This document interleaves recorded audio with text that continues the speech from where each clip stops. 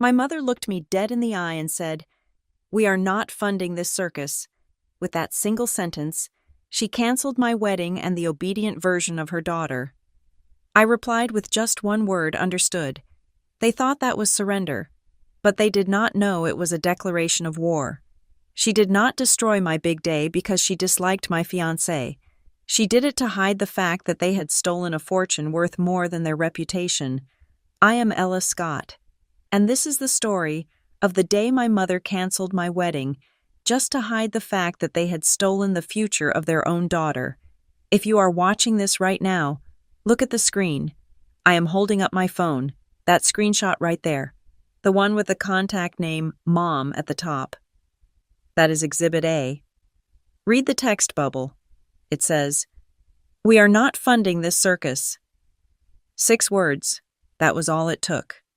In a single sentence, she deleted the wedding, erased my immediate future, and killed the version of me that had spent 29 years trying to be good. I replied with exactly one word, understood. They thought that was a white flag. They thought understood meant I was retreating to my room to cry into my pillow like I did when I was 16. They did not know it was a declaration of war. Before I tell you everything, I need to know you are actually here with me. The algorithm suppresses stories like this because they are ugly, and people prefer pretty lies. So, please, go down to the comments right now and just type, "Hi," or tell me where you are watching from. If you believe that no one deserves to be silenced by the very people who are supposed to protect them, hit that subscribe button. This story is not going to be beautiful. It is not going to be one of those heartwarming family reconciliation videos. But I promise you one thing, it is real. Let me set the scene for you. I am sitting here in my apartment in Briarford. It is a small place, not like the estate I grew up in. The only light comes from a vintage desk lamp casting a dim yellow glow across the room. It is quiet, too quiet, the kind of silence that rings in your ears after a bomb has gone off.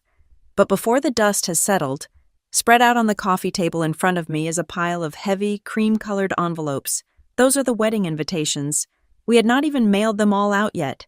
They sit there like a stack of bricks, weighing down the room, and right next to them, resting on the bare wood of the table, is my engagement ring. I took it off 5 minutes ago. My finger still feels light, almost naked, where the band used to sit. I did not take it off because I stopped loving the man who gave it to me. I took it off because wearing it right now feels like a lie. It feels like pretending I am still the same woman I was yesterday morning, and I am not. That woman is dead. She died the moment my mother looked at me with eyes as cold as polished marble and decided my happiness was an expense she was no longer willing to justify. You might be wondering who these people are, to the outside world. The Marlowe family is the picture of stability and grace. My mother, Vivian Marlowe, is a renowned therapist. She has written 3 best-selling books on family dynamics. She goes on morning talk shows and tells America how to raise resilient children. She preaches authenticity. She tells her clients that living your truth is the only path to mental health. She built a career, a reputation, and a small fortune on the idea of being real. But the irony is, she could not survive her own daughter choosing a life that did not fit her brand. My father, Charles, and my younger sister, Brielle, they were there too, in that room, when the sentence was handed down. They stood there like a Greek chorus of cowardice. They stood on the side of reason. That is what they called it. They said they were being pragmatic. They said they were protecting the family name. To them, I was the one standing on the side of madness, because to people like them, freedom looks like insanity. I want to talk about that moment I said, understood. When I said it, I felt numb. My hands were shaking, not visibly, but that internal vibration that makes you feel like your bones are turning to powder. My tongue felt thick. I thought I was saying it just to make the noise stop. I thought I was saying it to end the conversation so I could get out of that suffocating house before I collapsed. But looking back at it now, sitting here in this half-light, I realized that understood was not capitulation. It was a command code. It was the moment my operating system rebooted. It was the moment I stopped being Ella, the daughter who wanted to please, and started being Ella, The woman who wanted answers. Let me give you the context. Just so we are clear on who is telling you this story, I am 29 years old. I am not a child asking for an allowance. I work for the Meridian Ledger Group. I am a financial consultant for mid-sized enterprises. I spend my days looking at spreadsheets, analyzing profit margins, and telling strangers how to manage their money. I am good at it. I am rational. I am organized. My fiancé is Noah Lane. He is a software engineer, the kind of guy who builds things from code and logic. He is currently climbing the ladder, doing well, brilliant and steady. We are not destitute. We are not asking for charity. We were not asking my parents to pay for the wedding because we could not afford to buy dinner. We were accepting their contribution because it is tradition, because they insisted, because it was supposed to be a celebration of two families joining together, or so I thought. I need you to stay with me until the end of this video. I know the internet has a short attention span, and you probably have a dozen other notifications popping up right now, but you need to hear this, because it was only at the very end, after the shock wore off, after I drove away from their perfect driveway, that I realized the truth. My mother did not cancel my wedding because she disliked Noah. She actually pretended to like him for years. She did not cancel it because the venue was too expensive, or the flowers were the wrong shade of white. She did not cancel it because she thought I was too young or too immature. She canceled it because of a number. She canceled it because getting married triggers a legal process she thought she could avoid forever. She canceled it to hide a sum of money that is worth more than their dignity, more than their reputation, and certainly more than their love for me. I mentioned a circus earlier. That was her word, but I am going to reclaim it. We are not funding this circus, she said. For my entire life, I have been the well-trained performer in the Marlowe family circus. I jumped through the hoops. I balanced on the tightrope of their expectations. I smiled when the audience applauded, and I stayed silent when the ringmaster snapped the whip. I wore the costumes they picked. I performed the tricks they taught me. I thought that if I performed well enough, if I was the perfect daughter, eventually they would let me come down from the wire and just be a person. But that is not how a circus works. The show must go on, and the performers are just assets. Yesterday, I stepped out of the ring, I took off the costume, and instead of walking away, I went to the lighting booth and I turned the spotlights around. I am pointing them directly at the VIP box where my family is sitting. You think you know drama? You think you know dysfunctional families? You have no idea. 3 weeks after my mother canceled my wedding, the phone in my apartment started ringing. And then my cell phone. And then Noah's phone. It was not just family.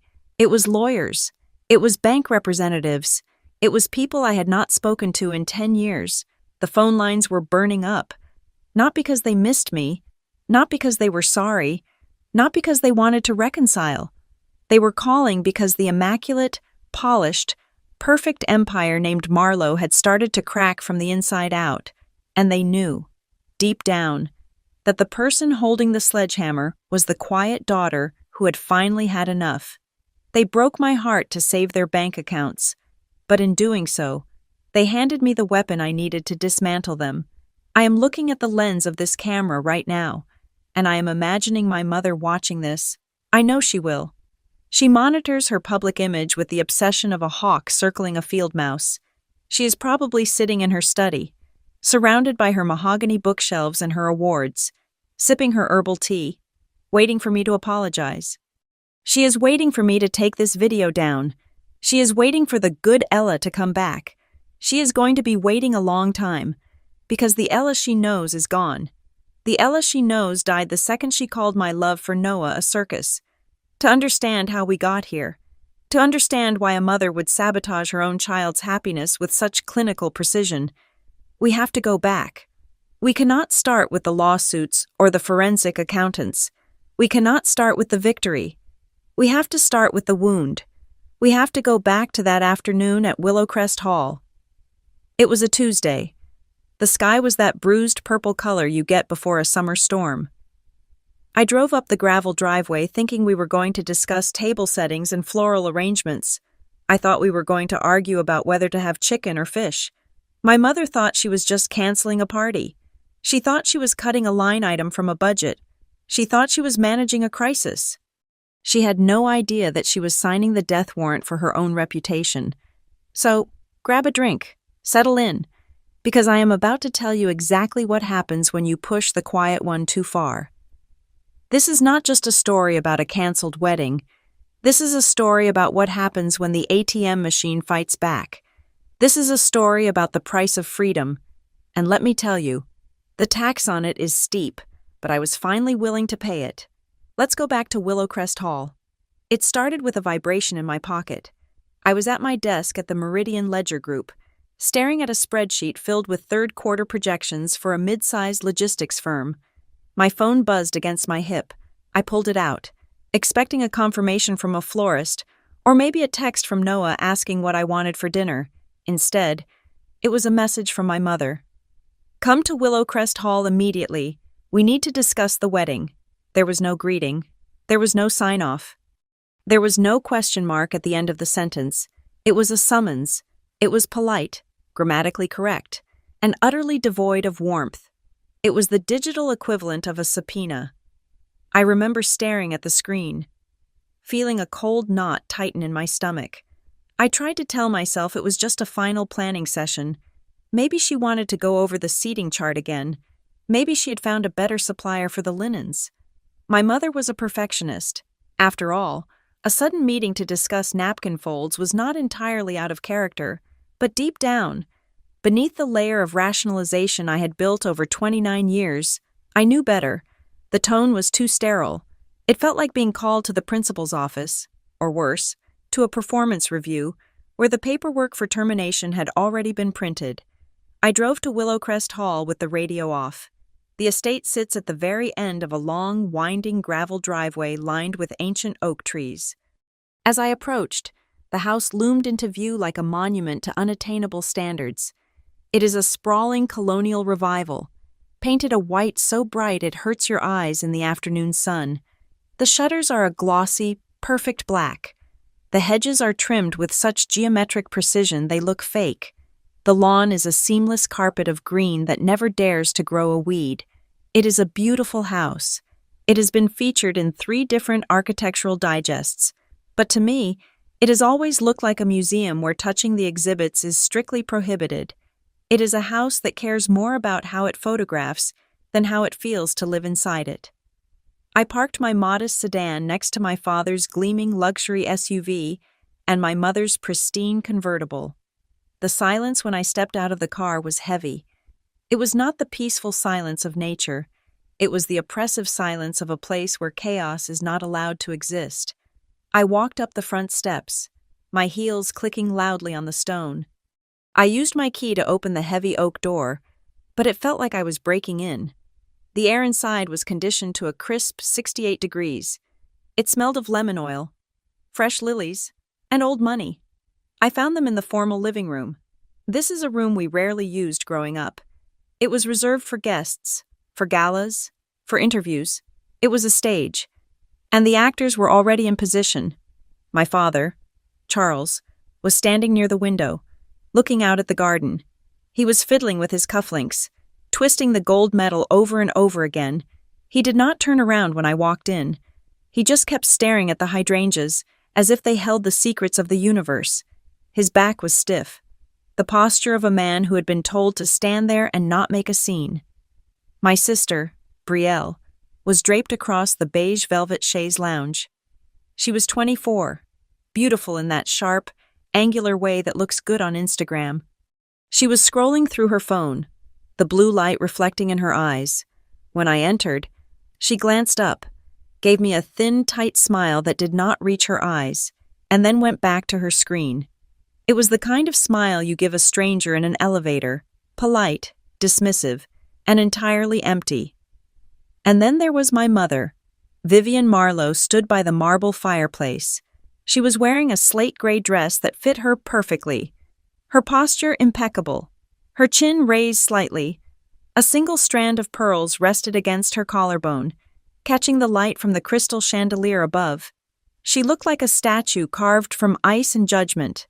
She looked like the expert she claimed to be. The woman who wrote books on how to build healthy families while running her own like a military operation. There were no hugs. There were no hellos. No one offered me a drink. No one asked how my drive was.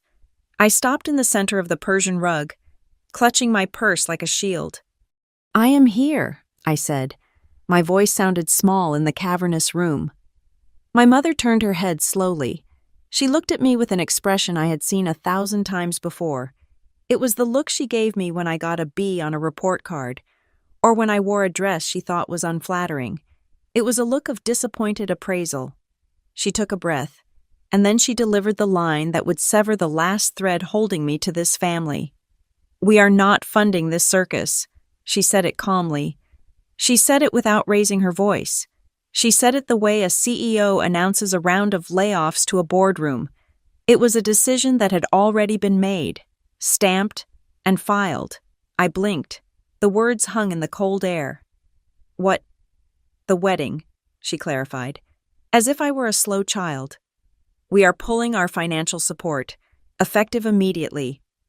"But," I stammered, my brain trying to catch up with the sudden shift in reality. "The invitations, the deposits, the venue is fully booked. The wedding is in 2 months. Cancel it," she said.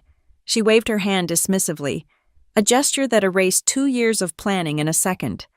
"Why?" I asked. My voice cracked. "Is it money, Dad? Is the company okay?" I looked at my father. He finally turned from the window, but he would not meet my eyes. He looked at the floor, then at his wife, then back at the window. He cleared his throat, a weak, rattling sound, but said nothing. "This is not about money, Ella," my mother said, her voice sharpening. "This is about standards. It is about the Marlowe brand." She took a step toward me. "We have indulged this fantasy long enough. We thought you would come to your senses. We thought you would realize that Noah Lane is simply not adequate." "Noah is a senior engineer," I said, feeling the heat rise in my cheeks. "He is brilliant. He treats me well." "He is common," my mother cut in. "He has no pedigree. He has no ambition beyond a paycheck. He is perfectly fine for a fling, Ella. But he is not husband material, not for this family." She began to pace, her heels sinking silently into the thick rug. "And frankly, you are not ready. Look at you. You are frantic. You are emotional. You are trying to force this marriage because you think it will fix you. You are not stable enough to build a family. And I will not pay hundreds of thousands of dollars to watch you fail publicly." My heart was hammering against my ribs. It felt like a trapped bird. "I am not unstable.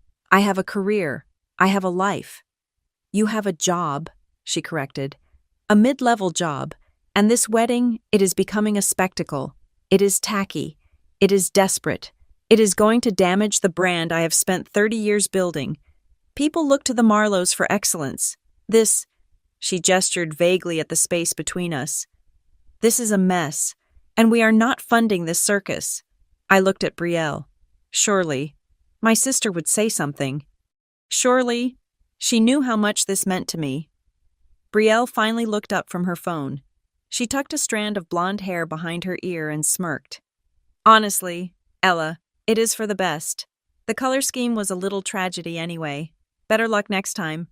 She said it with a little lilt in her voice, like she was consoling someone who had lost a round of mini golf, not their entire future. "Better luck next time," I repeated, the words tasting like ash in my mouth. I looked at my father again. "Dad?" He flinched. For a second, I saw a flicker of pain in his eyes. He opened his mouth, and I thought, here it is. He is going to step in. He is going to be my father. "Listen to your mother, Ella," he mumbled. "She knows best." That was it. That was the betrayal. It was not the money. It was the absolute abandonment. He was not a partner in this marriage. He was a piece of furniture in my mother's dollhouse. I stood there, feeling the blood drain from my face. My hands were freezing cold, yet I could feel sweat trickling down my back. My mind went blank. For 29 years, I had a script for moments like this. The script said, cry, beg, apologize, promise to be better, promise to change whatever they want changed. Please, just love me. I could feel the tears pricking the back of my eyes, ready to follow the script. And then, something inside me snapped. It was not a loud snap. It was quiet. It was the sound of a tether breaking in deep space.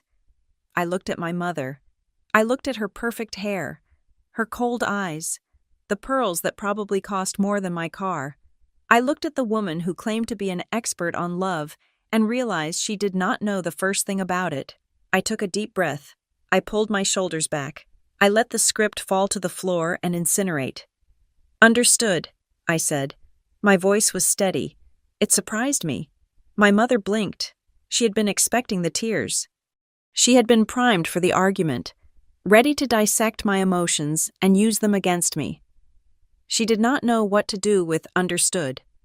Good, she said, recovering quickly. I am glad you are finally seeing reason. We can release a statement saying it was a mutual decision to postpone due to personal growth. Understood, I said again, but in my head, the word meant something entirely different. Understood. That meant I saw them. I really saw them. Understood. That meant this was no longer my childhood home. This was a crime scene, and I was the witness. I turned to leave. As I pivoted, my eyes swept across the mahogany side table near the door. There was a manila folder sitting there. It was cream-colored, heavy stock. On the tab, written in my mother's elegant, distinctive cursive, was my name, Ella. The folder was slightly open. I paused, just for a second. My eyes focused on the document protruding from the bottom. It was a printed form. I could read the header clearly, even upside down. Willowbridge Estate, cancellation form. And below that, a date stamp.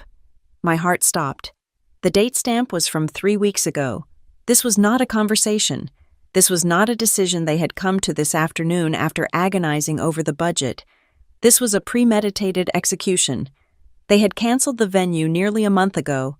They had let me continue planning, let me continue dreaming, let me continue writing checks for deposits I would never get back, all while holding the kill switch in their hands. I felt a wave of nausea, but I swallowed it down. I looked over at Brielle. She was typing furiously on her phone now, her thumbs flying across the glass. I took a small step to the side, just enough to catch the angle of her screen. I saw the text bubble. Vendor confirmed. She is taking it better than expected. No tears yet. I looked away before she could catch me. So, the vendors knew. My sister knew. My parents knew. Everyone knew my wedding was dead except for the bride. They had been managing me. They had been coordinating the demolition of my life behind my back, probably in a group chat I was not a part of. I felt a strange sensation then. It was not sadness anymore. It was clarity. It was the kind of crystalline focus you get right before a car accident. I did not scream. I did not pick up a vase and throw it at the fireplace. I did not slap my sister. I just walked to the door. Goodbye, Mother. Goodbye, Charles, I said. I could not bring myself to call him Dad. I stepped out into the hallway. The air out there was just as cold, but it felt different now. It felt like the air in a tunnel leading out of a prison. I reached for the heavy brass handle of the front door. Ella. My father's voice floated out from the living room. It was weak, barely a whisper. I paused, my hand on the latch. I looked back through the archway. My father was still standing by the window. His back was to the room. I saw his shoulders shake. Just once, a small, violent tremor. I waited, for a heartbeat. I thought he might turn around. I thought he might run after me. I thought he might finally be the man I needed him to be. But he didn't. He just stood there, staring at the garden, keeping his perfect suit unwrinkled, keeping his silence. I opened the front door and stepped out onto the porch. I pulled the heavy oak door shut behind me. The sound of the latch clicking into place was loud. It sounded like a gunshot. It sounded like a judge banging a gavel. It sounded like the final lock turning on a vault. I walked to my car, my legs moving on autopilot. The sun was still shining. The birds were still singing. The perfect lawn was still perfect. But as I keyed the ignition, I knew that the world had fundamentally changed. I was not just a daughter anymore. I was a victim who had just gathered the first pieces of evidence. And as I drove down that long gravel driveway, watching the house shrink in my rearview mirror, I knew one thing for certain. I was going to burn that circus to the ground. The drive back to my apartment that evening was a blur of copper-gray sky and red taillights. The sun was setting over Briarford, casting long, bruised shadows across the highway. I realized with a sick sort of irony that I was driving down the exact stretch of Interstate 95 that I used to stare at from my bedroom window when I was 16. Back then, I would press my forehead against the cold glass and imagine that the headlights were stars in a river, flowing toward a freedom I could not quite name. I used to promise myself that one day, I would get in a car and just drive until the air smelled different, until the crushing weight of being a Marlowe was just a speck in the rearview mirror. And here I was, 13 years later, driving that same road. But I was not escaping, I was retreating. I was driving back to a small apartment that suddenly felt less like a home and more like a holding cell for a woman whose life had just been canceled due to budget cuts. My phone rang 4 times on the drive home. The screen lit up with the name Noah and a picture of us from a trip to Maine last October. Wind-blown and laughing, every time it rang, I felt a physical jolt of nausea. I could not answer it. I simply could not slide my thumb across the screen and hear his voice, warm and steady, asking me how the meeting went. How was I supposed to tell him? How does a woman tell the man she loves that her parents looked at their union and saw a line item they wanted to delete? It felt humiliating. It made me feel like a failed project, something that had been killed in the boardroom because the key performance indicators were not projecting enough growth. I felt cheap. I felt like an investment that had not matured. So I let the phone ring until it went to voicemail, and then I turned it off. I spent that night sitting in the dark, staring at the wall, feeling the silence of the apartment wrap around me like a shroud. But by the time the sun came up the next morning, the shame had started to curdle into something else. It was hardening. It was turning into suspicion. I called in sick to work. I told my manager I had a family emergency, which was technically true, depending on how you define emergency. Then, I got in my car and drove straight back to Willowcrest Hall. I knew my parents would not be there. My father had a standing golf game on Wednesday mornings, a networking ritual he had maintained for 20 years regardless of the weather or the state of his marriage.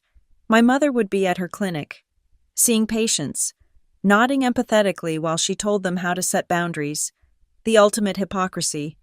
Brielle would be sleeping in until noon or at Pilates. The house would be empty. I told myself I was going there to retrieve some wedding things. I had left a box of sample fabrics and a binder of vendor contracts in the sunroom. That was the lie I told the security guard at the gate when I punched in the code. But as I walked up the front steps, I knew that was not the real reason. I was not there to pack. I was there to investigate.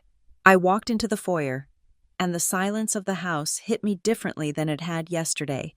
Yesterday, it had felt oppressive. Today, it felt expectant. It felt like the house was holding its breath, waiting to see if I was smart enough to look in the right corners. I did not go to the sunroom. Instead, I walked straight to the cupboard under the main staircase. It was a small, cramped space, hidden behind a panel that looked like part of the wainscoting. When I was a child, this had been my sanctuary. It was the only place in Willowcrest Hall that was not staged for public consumption. It smelled of cedar and old dust, and the faint metallic tang of the vacuum cleaner that the housekeeper stored there. But behind the vacuum and the boxes of winter coats, there was a small hollow space where a skinny 13-year-old girl could curl up and disappear. I pulled the door open. The hinges whined, a sound I had not heard in over a decade. I pushed aside a heavy wool coat that smelled like mothballs and knelt down on the floorboards. It was exactly where I had left it, tucked into the corner. Wedged between the wall and a box of Christmas ornaments was a moss-green sketchbook. My heart gave a strange, painful lurch. I reached out and pulled it free. The cover was faded, the edges soft and curling from years of being handled by nervous, sweaty hands. I ran my thumb over the textured paper. This book was the repository of the Ella I had been before they edited me. I sat down right there on the floor of the hallway, cross-legged, and opened it. The pages were filled with charcoal and graphite drawings. They were sketches of houses, but they were not houses like Willowcrest Hall. They were not symmetrical, imposing colonial mansions with perfect pillars and manicured lawns. They were strange, whimsical things. I had drawn cottages with crooked chimneys, modern glass cubes suspended over waterfalls, tree houses that spiraled up into the canopy like DNA helices. They were messy. They were creative. They were full of life. I remembered the day I stopped drawing them. I was 17. I had shown this book to my mother, trembling with pride, telling her I wanted to apply to architecture school. I wanted to build things. I wanted to create spaces where people could feel safe, not just impressed. She had looked at the book for exactly 10 seconds. Then she had closed it, handed it back to me, and said, "Do not waste your life on daydreams. Ella, you are going to study finance. Architects are service providers. We are the ones who hire them." That was the day the artist died, and the consultant was born. I flipped through the pages, feeling a wave of grief for that girl who had just wanted to make something beautiful. And then, as I turned the page past a sketch of a library with a glass roof, a piece of paper fluttered out. It landed on the hardwood floor face up. It was a letter on thick, official stationery. The letterhead was embossed in navy blue ink, Northbridge School of Design. My breath caught in my throat. I remembered Northbridge. It was the only design school I had secretly applied to, forging my mother's signature on the application fee check. I had waited months for the reply, and when it finally came, my mother had met me at the door. Holding the envelope, she had told me, with a look of pity that I now recognized as condescension, that I had not made the cut. She said I had failed the final portfolio review. She said it was a kindness that I did not get in, because I would have struggled among the real talent. I picked up the letter. My hands were shaking. I read the first paragraph. "Dear Ms. Scott, we are writing to acknowledge your correspondence regarding the incoming fall semester. While we are incredibly impressed with your portfolio, and we're looking forward to welcoming you as a scholarship recipient, we respect your decision to decline the offer." The world seemed to tilt on its axis. Decline, I had never declined.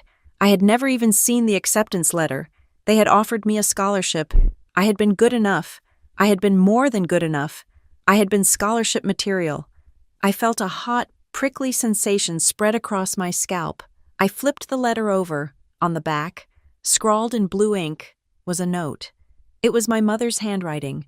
I would know those sharp, aggressive loops anywhere. Withdrawn per parent request. Student will be pursuing a business degree at Sterling University, and below it, her signature, Vivian Marlowe. She had intercepted the acceptance letter. She had written back to them pretending to be me, or at least acting on my behalf, and she had killed my dream before I even knew it was alive. She had looked me in the eye and told me I wasn't good enough, all while holding the proof that I was exceptional. I felt sick. I felt a rage so cold it burned. This was not just controlling. This was malicious. She had not just steered me toward finance. She had actively sabotaged my escape route. I was about to close the book, my mind reeling, when I noticed something else tucked into the back pocket of the sketchbook. It was a small, torn scrap of paper, looking like it had been ripped from a legal pad. I pulled it out. It was not my handwriting. It was my mother's again, but this time it was hurried, scribbled. It looked like a note she had written to herself while on a phone call. The kind of mindless doodling you do when you are listening to someone talk. There were just 2 lines. Marlowe Legacy Trust. Audit only if marriage triggers. I stared at the words. Marlowe Legacy Trust. I had never heard of it. I knew my parents had money. I knew there were investments, portfolios, diversified assets. I analyzed finances for a living. I understood how wealth was structured. But a named trust, a legacy trust specifically, that usually implied something set up by a previous generation, something locked away, something substantial. But it was the second line that made the hair on my arms stand up. Audit only if marriage triggers. I read it again. Audit only if marriage triggers. I sat there on the floor of the hallway, the silence of the house pressing in on me, and I tried to parse the sentence like a forensic accountant. Audit. An official inspection of an individual's or organization's accounts, typically by an independent body. Audits happen when there is a discrepancy, or when a specific event mandates a review of the books. Only if marriage triggers. The word triggers was the key. In legal and financial terms, a trigger is an event that sets a clause into motion. My brain, finally waking up from the emotional coma of the last 24 hours, started connecting the dots. Why did my mother push me into finance? Maybe so I would be useful to the family business, or maybe to keep me close, but definitely to keep me away from a career where I might be independent. Why did she despise Noah? She said he was common, but was that it? Or was it that Noah was smart? Noah was meticulous. Noah was the kind of man who read the fine print. And why cancel the wedding now? Why wait until 3 weeks before the date? Because the marriage was the trigger. If I got married, something would happen with this Marlowe Legacy Trust. And according to this note, that something involved an audit, and an audit is the last thing you want if you have something to hide. I looked at the word trust on the scrap of paper. It sat there, innocent and heavy. Trust. It is a funny word. It means reliance on the integrity, strength, ability, surety of a person or thing. But in my world, in the world of the Marlowes, it meant a legal entity used to hold assets for a beneficiary. I realized in that moment, sitting in the dust of my childhood hiding spot, that I had been looking at the word wrong my whole life. I had spent 29 years trying to earn their trust. I had tried to be the trustworthy daughter. I had tried to be the one they could believe in. But all this time, trust was not a feeling. It was a noun. It was a pile of money. And it was a pile of money that they were terrified I would find out about. I felt a sudden wave of clarity that was almost dizzying. My mother did not cancel the wedding to save the family brand. She canceled it to stop the audit. She canceled it because if I walked down that aisle and signed a marriage license, some banker somewhere was going to open a file, look at the numbers, and realize that the math did not add up. She was not protecting me from a bad marriage. She was protecting herself from a felony. I closed the sketchbook, trapping the rejection letter and the scrap of paper inside. I held it against my chest. It felt heavy, heavier than paper and cardboard should feel. It felt like I was holding a weapon. I stood up. My knees cracked. I brushed the dust off my skirt. I looked around the hallway one last time. The pristine white walls, the gleaming chandelier, the portraits of our ancestors staring down with arrogant disinterest. It was all a facade. This whole house, this whole life, was a stage set designed to distract the audience from what was happening backstage.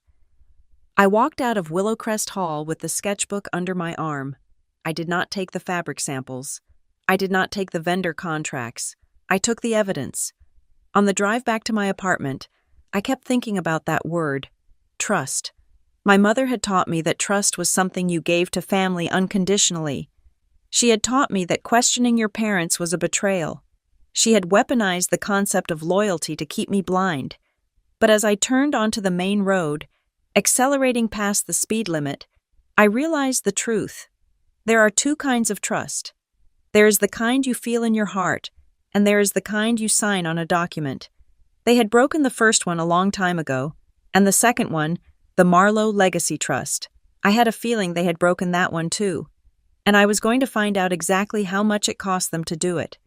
That afternoon, the sky over Briarford finally opened up, letting loose a torrential downpour that hammered against the single window of my living room. It was the kind of rain that washes the city gray, turning the streets into slick, mirror-like surfaces reflecting the brake lights of cars going nowhere. I was sitting on my couch, the green sketchbook from the cupboard under the stairs resting on my lap like a heavy stone tablet.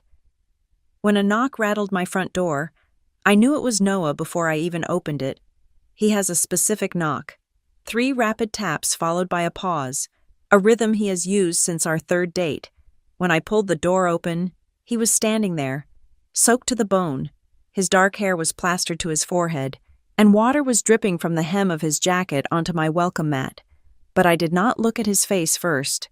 I looked at what he was holding, in his arms, clutched tight against his chest to shield it from the rain, was a large, sodden cardboard box. It was one of those banker boxes we had used to organize our life together, usually reserved for tax returns or old photos, but I knew what was in this one. I stepped back to let him in. He did not say hello. He did not try to kiss me. He walked straight into the living room and set the box down on the coffee table with a heavy thud. The bottom was wet, leaving a dark ring on the wood, but neither of us moved to wipe it up. "If they are going to cancel the wedding," Noah said, his voice rough, "then I want to see exactly what they touched." He stripped off his wet jacket and threw it over the back of a chair. He looked tired.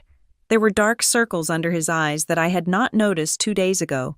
He looked like a man who had been trying to solve a complex coding error for 48 hours straight, only to realize the bug was in the hardware itself. "What is this?" I asked, nodding at the box. "The skeleton," he said. I went to the apartment. I printed out everything. Every email chain, every invoice, every contract stored in our shared drive. I called the vendors who would talk to me. "This is the autopsy. Ella." He sat down on the floor, ignoring the couch, and gestured for me to join him. It was a challenge. He was telling me that we could not just sit around feeling the phantom limb pain of a severed future. We had to look at the wound. We needed to know the truth, not just feel the pain. I slid off the couch and sat opposite him.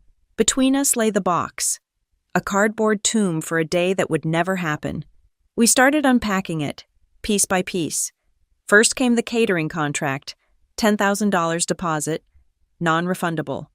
The document listed the menu we had agonizingly chosen: herb-crusted lamb, wild mushroom risotto. I saw my name printed clearly at the bottom, client Ella Scott. Next was the floral agreement with Lucia Events, $5,000, white hydrangeas and trailing ivy, again, my name, Ella Scott. Then the band, the lighting technicians, the rental company for the chairs. Every single piece of paper was a testament to the fact that this was my event, my liability, my dream.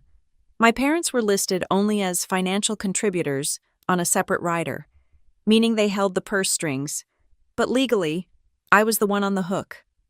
We worked in silence for 20 minutes, the only sound the rustling of paper and the rain beating against the glass. And then Noah pulled out a staple-bound document from the bottom of the stack. It was the contract for Rosebridge Manor. Rosebridge was the crown jewel. It was a historic estate 2 hours north of the city, a place booked 18 months in advance. Securing it had felt like a miracle. Losing it felt like a tragedy.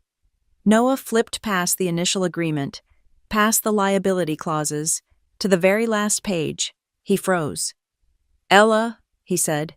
His voice was quiet, dangerously calm. "Look at this."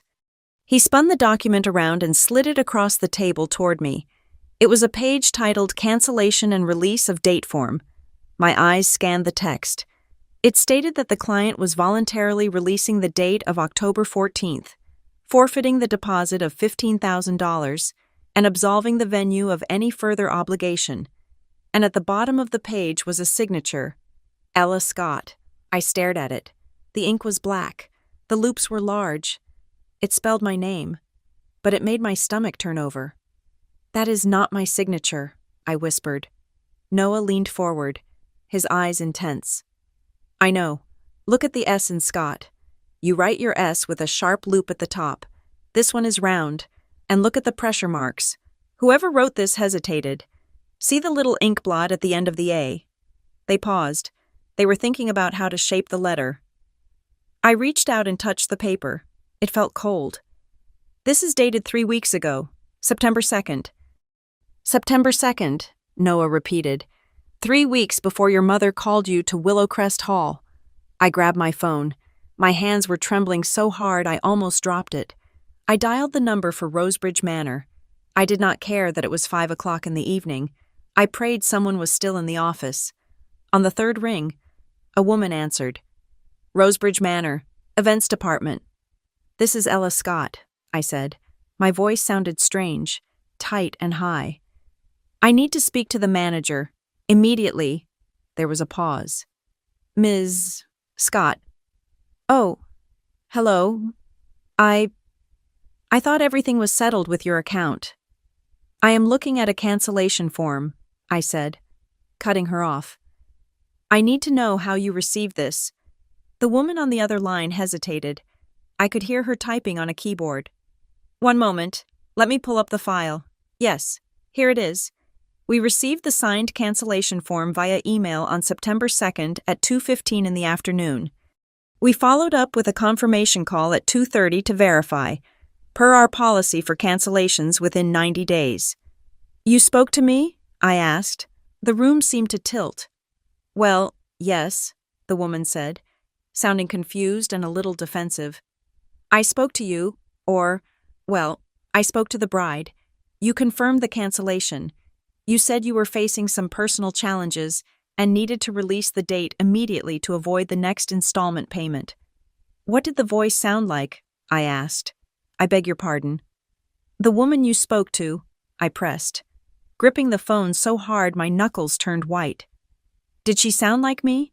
Did she sound like I sound right now? There was a long silence on the line. She sounded upset. She was crying a little. Her voice was lower than yours is now. Maybe, but she verified the last 4 digits of the Social Security number on file and the booking reference. We had no reason to doubt it. Send me the email, I said. Forward me the email that the form was attached to, right now, please. I can do that, she said, her tone cooling. She sensed trouble. Sending it to the email on file. No, I said. Read me the email address it came from. It was sent from, let me see, Ella, Smarlow home account. Come. I felt the blood drain from my face. I lowered the phone slowly, not even bothering to say goodbye, and pressed the end call button. What is it? Noah asked. The email, I said, looking up at him. It came from Ella, Smarlow home account. Com? Noah frowned. I have never seen you use that address. Is that an old account? It is not mine, I said. It is the family admin account. I stood up and walked to the window, needing to look away from the papers. My mother, in her obsession with organization and control, had set up a private domain for the household 10 years ago, Marlow Home. It was used for paying bills, scheduling maintenance for the estate, communicating with the staff. Each family member had an alias routed to the main server, which my mother controlled. I had not logged into that system since I moved out at 22. I had assumed my alias was deactivated. Apparently, it had been kept active for exactly this kind of utility. They used the internal family server, I said, turning back to Noah, because they knew I would never see the sent folder. My mother manages that domain personally. I looked at the date again. September 2nd. Noah, I said, my mind racing. Do you have the call logs? You said you pulled everything? I pulled our logs, Noah said, reaching into the box. But I also pulled the family plan data. You are still on their plan. Ella, you never switched over. He pulled out a thick stack of spreadsheets. He was an engineer. Of course he had the raw data. He flipped through the pages, his finger tracing the lines of timestamps and durations. September 2nd, he muttered. Around 2:30 in the afternoon. He stopped. His finger hovered over a line item. Here, he said. Outgoing call. Duration 15 minutes. Destination Rosebridge Manor. Whose line? I asked. I felt like I was going to throw up. Noah looked up at me. His face was grim. It was not your mother's line. It was Brielle's. The room fell silent. The only sound was the rain drumming against the glass. Louder now, like 1,000 tiny fists demanding entry. Brielle, my younger sister, the one who had sat on the chaise lounge looking bored, the one who had said, "Better luck next time." I closed my eyes and reconstructed the timeline. September 2nd, that was a Tuesday. My mother had texted me at 3 o'clock that day. asking if I was free the following weekend. It had seemed like a casual check-in, but at 2 o'clock, an hour before she texted me, she had already instructed someone to email the cancellation form, and at 2:30, Brielle had picked up the phone, dialed the venue, and pretended to be me. She had probably put on a sad, shaky voice. She had verified my social security number, which she knew because our parents kept all our documents in the safe. She had canceled my wedding while sitting in her bedroom, probably checking her Instagram feed at the same time. It was coordinated. It was a tactical strike. I walked back to the table and picked up the cancellation form. I reached into my purse and pulled out my driver's license. I placed it on the table next to the forgery. We looked at them side by side. My real signature is fluid. It is the signature of someone who signs a lot of documents for work. It is fast, efficient, with a distinctive slant to the right. The signature on the form was careful. It was drawn, not written.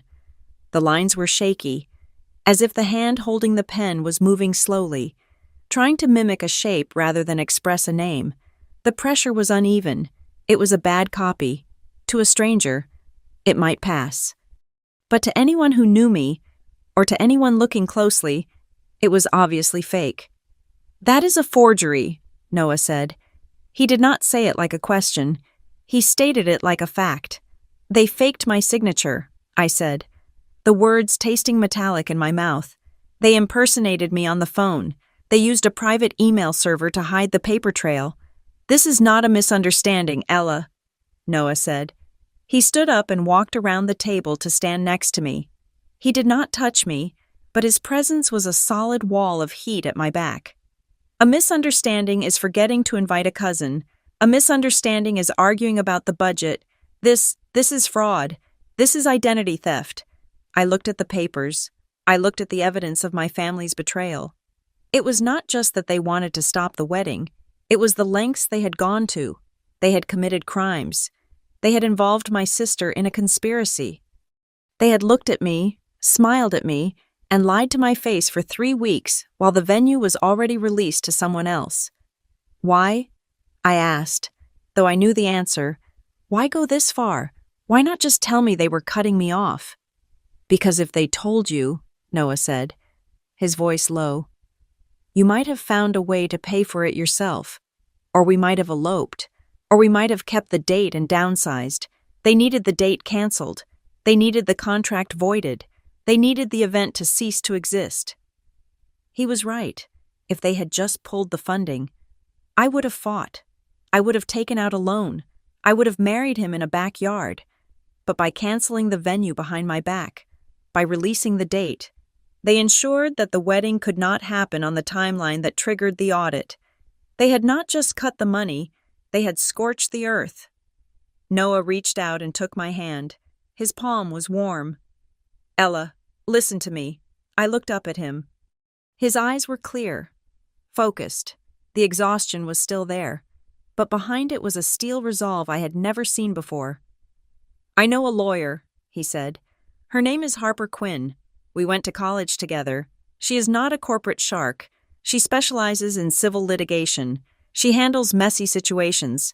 People usually hire her when things go wrong with business partners, but she knows family law too." I pulled back slightly.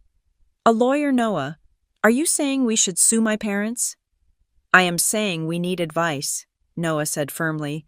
"I am saying that your mother just committed a felony to stop you from getting married. I am saying that they forged your name on a legal contract. This is not about revenge. Ella, this is about protection. If they are willing to do this, what else have they signed your name to? What else have they done with your identity?" The question hung in the air. What else I thought about the green sketchbook? I thought about the scholarship rejection letter I had never seen. I thought about the Marlowe Legacy Trust. If they could forge my signature to end my happiness, could they forge it to steal my money? Could they forge it to take control of the assets my grandfather left me? The answer was sitting right there on the coffee table, in black ink.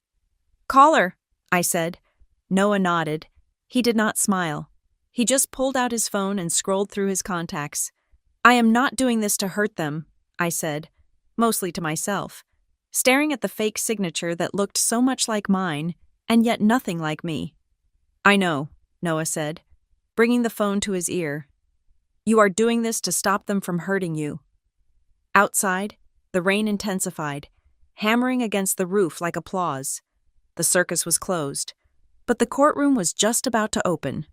The law office of Harper Quinn was located on the second floor of a converted brownstone in the older part of Briarford.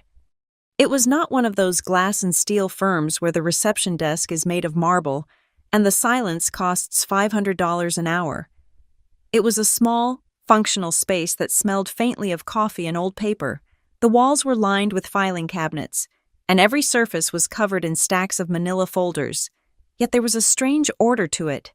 It felt like the inside of a brain that had made peace with chaos. Harper herself was nothing like the lawyers I had seen on TV. She was in her early 30s, wearing a simple navy blazer over a gray t-shirt.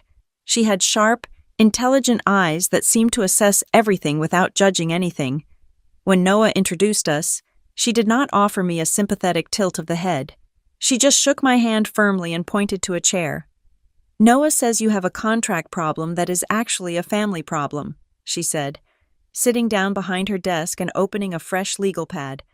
Start from the beginning. Do not edit. Just tell me what happened. So I did. I told her everything. I told her about the summons to Willowcrest Hall. I told her about the phrase, "We are not funding this circus." I told her about the "understood" that felt like a war cry.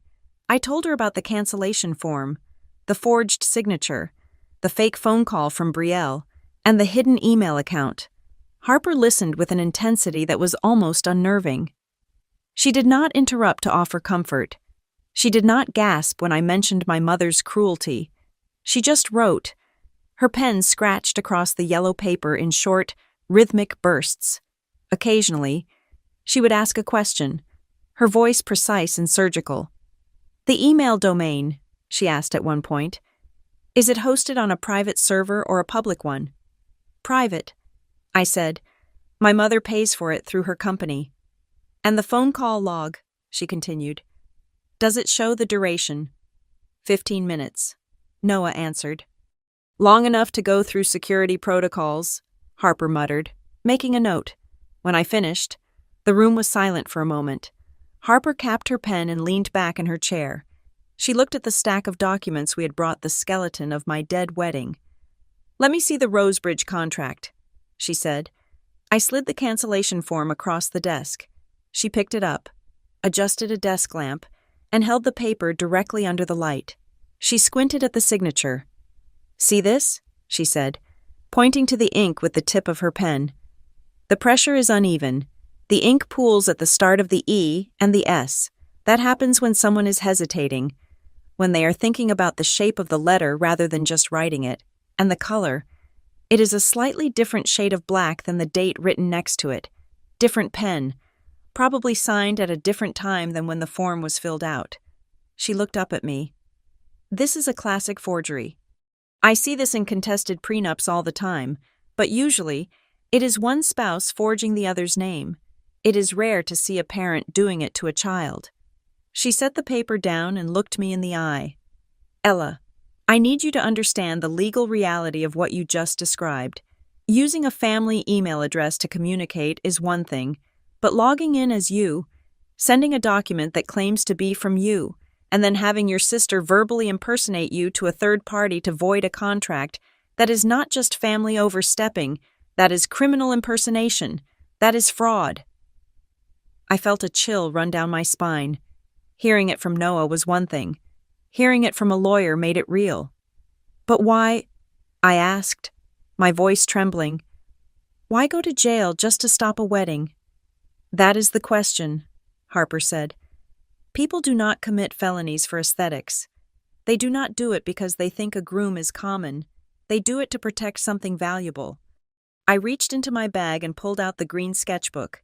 I opened it to the back pocket and took out the small, torn scrap of paper I had found in the cupboard. I found this, I said, sliding it across the desk. It was hidden in my mother's notes. Harper picked up the scrap. She read it aloud, her voice neutral. Marlowe Legacy Trust. Audit only if marriage triggers. She went still. Her eyes stayed fixed on the paper for a long beat. Then she looked up at me, and her expression had changed. The professional detachment was gone, replaced by a sharp, predatory focus. "Ella," she said, "do you know if you are the beneficiary of any trust?" I shook my head. "No. My parents always said they had savings for me, but they never mentioned a trust. They paid for college directly. I have never signed a trust document." Harper turned to her computer. "I still have access to the internal banking database from a probate case I handled last year involving North River Bank, which is where most old money families in this county keep their assets. Let me check the public index." She typed furiously for a minute. Noah and I sat in silence, watching her. The only sound was the clicking of keys and the hum of the hard drive. "Here it is," Harper said softly. She turned the monitor so we could see. On the screen was a dense list of accounts. She pointed to a line item near the bottom.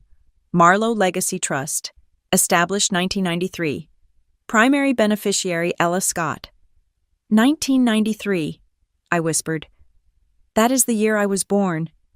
"It is a standard grantor trust," Harper explained, her eyes scanning the details. "Probably set up by a grandparent." "My grandfather," I said. "He died when I was 5. "Okay," Harper said. "So, your grandfather sets this up. He puts assets in it for you. Usually, these trusts have an age trigger. You get access at 25 or 30. But sometimes, they have a marriage trigger. The idea is that when the beneficiary gets married, the trust fully vests, or it pays out a lump sum to help the new couple start their life." She clicked on a sub-tab labeled Transaction History. The screen refreshed. Most of the numbers were redacted with black bars, but the metadata was visible. "I cannot see the total balance without a subpoena," Harper said, frowning. "But look at the activity." She pointed to a series of outgoing transfers. 2 years ago, transfer to B, Marlowe Studio, $10,000. 3 months later, another $15,000 to the same account. "That is Brielle's design studio," I said, feeling a knot of nausea tighten in my stomach. "She opened it 2 years ago. My parents said they gave her a startup loan from their personal savings." Harper scrolled down. "Last year, transfer to Charles Marlowe Personal. $50,000. Memo house upgrades. They renovated the kitchen last year," I said. "Marble countertops, imported tile." "And here," Harper pointed to a transfer from 6 months ago. "Transfer to Vivian Marlowe Business. $20,000. Memo, business emergency." She sat back in her chair and looked at me. "Ella, these are not small amounts, and they are leaving a trust that is supposed to be for your benefit. If your parents are the trustees, which they almost certainly are, they have a fiduciary duty to manage this money for you. They cannot use it to renovate their kitchen or bail out your sister's business unless the trust deed specifically allows for family maintenance, which is rare for a legacy trust." She tapped the scrap of paper with the note about the audit. "And this," she said, "is the smoking gun. Audit only if marriage triggers." She looked at Noah, then back at me. "Here is what likely happens," she explained. "The trust deed probably says that when you get married, the bank is required to perform a marital audit. They have to account for every penny in the trust before they hand it over to you or convert it into a joint marital asset. It is a standard clause to protect the beneficiary from marrying a gold digger, ensuring the assets are clean before a spouse gets involved." "So if I get married," I started, the realization dawning on me like a sunrise over a wasteland. "If you get married," Harper finished, "the bank opens the books. They look at the last 10 years of transactions, and they see that your parents have been treating your inheritance like their personal piggy bank.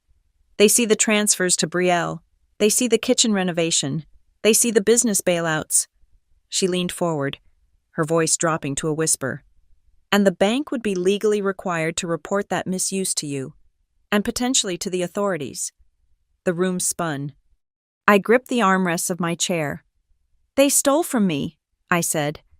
My own parents. It looks that way, Harper said. And when the wedding date approached, they realized the audit was unavoidable.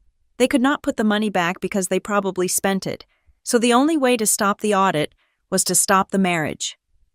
She looked at the forged cancellation form again. That is why they were so desperate. That is why they risked a felony. They were not canceling a party. Ella, they were destroying the evidence of a 10-year embezzlement scheme. I felt tears prick my eyes, but they were not tears of sadness. They were tears of shock. I thought about my mother standing by the fireplace, telling me Noah wasn't worthy. I thought about her calling my life a circus. She had projected everything. She was the one running a circus. She was the one who wasn't worthy. What do we do? Noah asked. He reached out and put a hand on my shoulder. His grip was tight, grounding me. Harper picked up her pen again. We need to confirm the terms of the trust. I can file a motion to compel discovery, but that alerts them immediately. It would be better if we could get a copy of the original trust deed from someone else first. Is there anyone in the family who might know about this? Someone your mother does not control. I thought about my family. My father was a ghost. Brielle was an accomplice. My grandparents were dead. But then I remembered someone. My Aunt Jo, I said. Joanna Marlowe. She is my father's older sister. Are they close? Harper asked. No, I said. My mother hates her. She banned Jo from the house when I was 12. She told us Jo was toxic and untrustworthy. I haven't spoken to her in years. I looked at Harper, a bitter smile touching my lips. My mother said Jo was untrustworthy because she asked too many questions about money. Jo used to be an accountant. Harper raised an eyebrow. An accountant sister-in-law who was banned for asking questions about money. That sounds promising. She lives in Seaforth Cove now, I said. About 3 hours away. I think she runs a bakery. Contact her, Harper said. Do not tell her everything yet. Just ask her if she knows anything about a trust your grandfather set up. If she was an accountant, and if she was around in 1993, she might have been the one who helped set it up, or at least she might know where the bodies are buried. Harper tore the top sheet off her legal pad and handed it to me. It was a list of next steps. 1. Secure original trust documents. 2. Download all family admin emails before they change the password. 3. Get a sworn affidavit from the Rosebridge manager. Ella, Harper said, her voice softening for the first time. If we go down this road, there is no U-turn. Once we file a suit to demand an accounting of that trust, you are declaring war on your parents. They will not just be mad. They will be exposed, and people with that much to lose fight dirty. I stood up. I looked at the forged signature one last time. I looked at the fake Ella Scott, who had canceled her own happiness to save her mother's reputation. I was done being that version of Ella. They declared war first, I said. I am just returning fire. Good, Harper said. She stood up and shook my hand again. Call your aunt. Find out what she knows. And Ella. Yes. Do not use your phone for that call. Use a burner or a payphone if you can find one. If they are monitoring your email, they might be monitoring your call logs too. I nodded. Understood. I walked out of Harper's office with Noah, stepping back into the rain. But the world didn't look gray anymore. It looked sharp. It looked clear. My mother had called Aunt Jo untrustworthy for years. Suddenly, being called untrustworthy by Vivian Marlowe sounded less like an insult and more like a badge of honor. I needed to talk to the only other person my mother had tried to erase.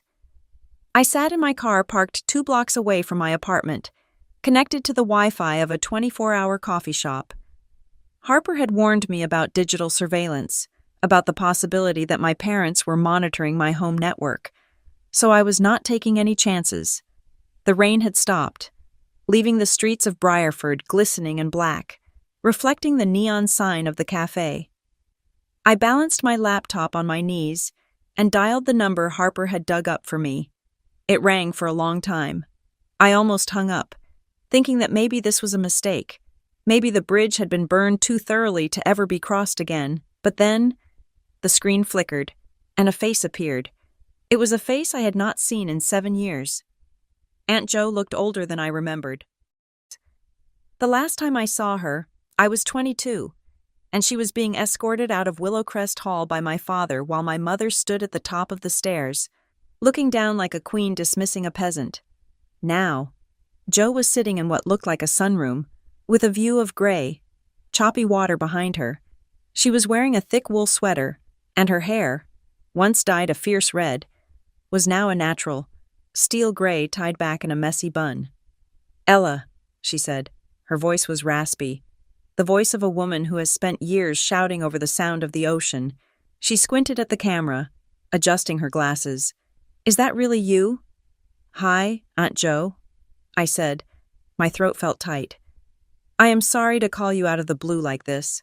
She leaned back, her expression shifting from confusion to a wary sort of relief.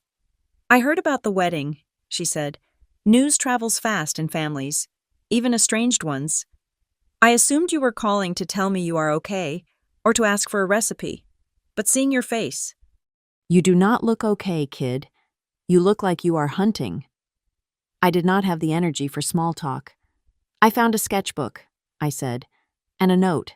It said, Marlowe Legacy Trust." Jo went very still.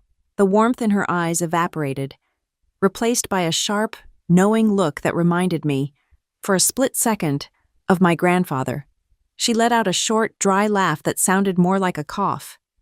"So," she said, shaking her head, "they finally pushed you far enough to find it. I wondered how long it would take. I thought maybe you would stumble onto it when you turned 30, or maybe when Charles finally drank enough scotch to let something slip. But I guess Vivian got careless." "It is real, then?" I asked. "It is not just some accounting term." "Oh, it is real," Jo said.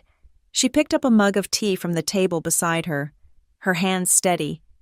"It is very real, and it is the reason your mother has been looking over her shoulder since 1993. She took a sip and then looked straight into the camera lens. "Your grandfather, Arthur, he was a hard man, but he was not blind. He knew your father was weak. He knew Charles would sign anything Vivian put in front of him just to keep the peace. And he knew Vivian treated money like oxygen.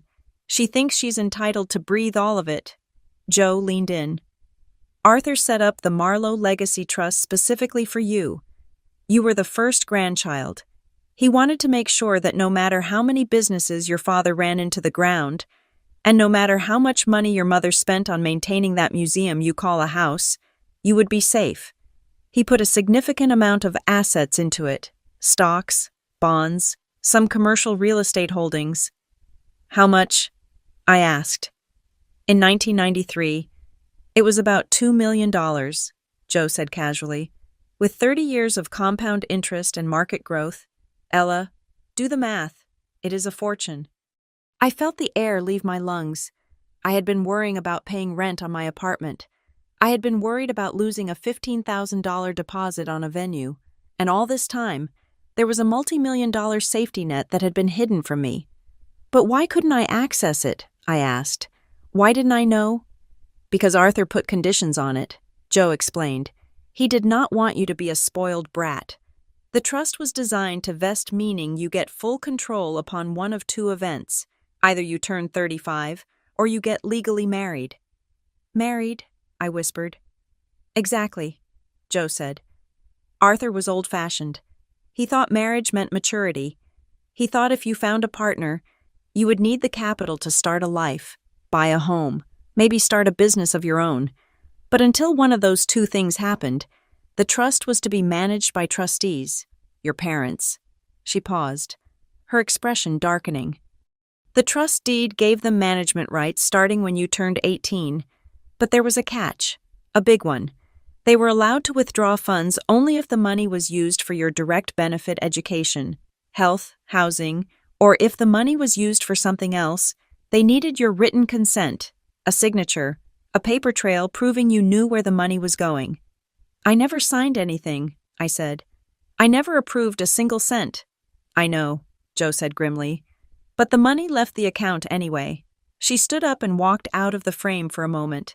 I heard the sound of a file cabinet opening. She came back holding a sheaf of papers. They looked old, yellowed at the edges. I used to be the accountant for the family businesses, Joe said, holding the papers up to the camera. Before your mother fired me, I kept copies. Ella, I always keep copies. She flipped to a page. This is from 5 years ago. Your father's logistics company was underwater. He made a bad bet on a shipping merger. He was looking at bankruptcy. Suddenly, a miracle occurred. $600,000 appeared in the company accounts, labeled as shareholder injection. She tapped the paper. That same week, $600,000 was withdrawn from the Marlowe Legacy Trust. The memo on the withdrawal, family investment. She flipped another page. 2 years ago, Brielle opens that fancy design studio of hers. $300,000 for leasehold improvements and inventory, withdrawn from the trust. Memo, educational expense. I felt sick. They paid for Brielle's career with my money. They paid for everything with your money, Joe said. The renovations on Willowcrest Hall. Your money. The vacations to the Amalfi Coast. Your money. They have been stripping that trust for parts since the day you turned 18. They treated it like a private piggy bank that would never run out. But how did they think they would get away with it? I asked. Eventually, I would turn 35. They were banking on you being docile, Joe said. They were banking on you being the good Ella. They thought that by the time you were 35, they would have either paid it back, which never happens, or they would guilt you into signing a retroactive release. They would cry. They would say they did it for the family, and you would forgive them. That was the plan. But then I got engaged, I said. Then you got engaged, Joe agreed. And that triggered the one thing your grandfather put in the trust that terrifies your mother more than wrinkles, the marital audit. She lowered the papers. Arthur insisted on it. He did not trust Vivian. He wrote it into the deed. Upon the marriage of the beneficiary, an independent third-party audit must be conducted to verify the integrity of the principal before transfer. It is mandatory. The bank cannot waive it. The trustees cannot waive it. If you get married, the bank has to open the books and send a full report to you, to your spouse, and to your lawyer. So if the wedding happened, Joe cut in. The bank would have printed out a report showing millions of dollars of unauthorized withdrawals. They would have seen the transfers to Brielle. They would have seen the transfers to your father's failing companies. And they would have been legally obligated to report that theft to you. Your parents would not just be embarrassed. Ella, they would be liable. We are talking about civil lawsuits. We are talking about potential criminal charges for embezzlement and breach of fiduciary duty. It all made sense now. The desperation, the coldness, we are not funding this circus. They weren't trying to save $50,000 on a wedding. They were trying to stop a forensic investigation that would send them to prison. They killed the wedding to stop the audit, I said. It was self-preservation. And they tried to isolate you to keep you from asking questions, Joe added softly. Remember when you were 22, I tried to call you. I tried to meet you for coffee. I wanted to tell you about the trust then. I saw the first big withdrawal and I panicked. Mom told me you were jealous, I said, the memory washing over me with a fresh wave of shame. She said you were asking for money.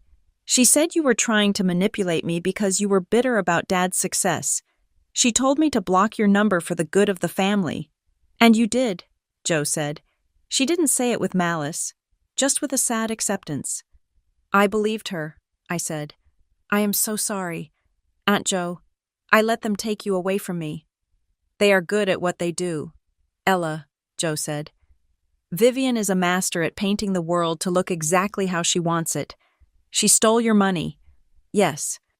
But what she really stole was your ability to trust anyone who wasn't her. She stole your instincts. I wiped a tear from my cheek. I was done crying for the wedding. Now, I was crying for the years of blindness. I was crying for the relationships they had severed to protect their secrets. I have something else, Joe said.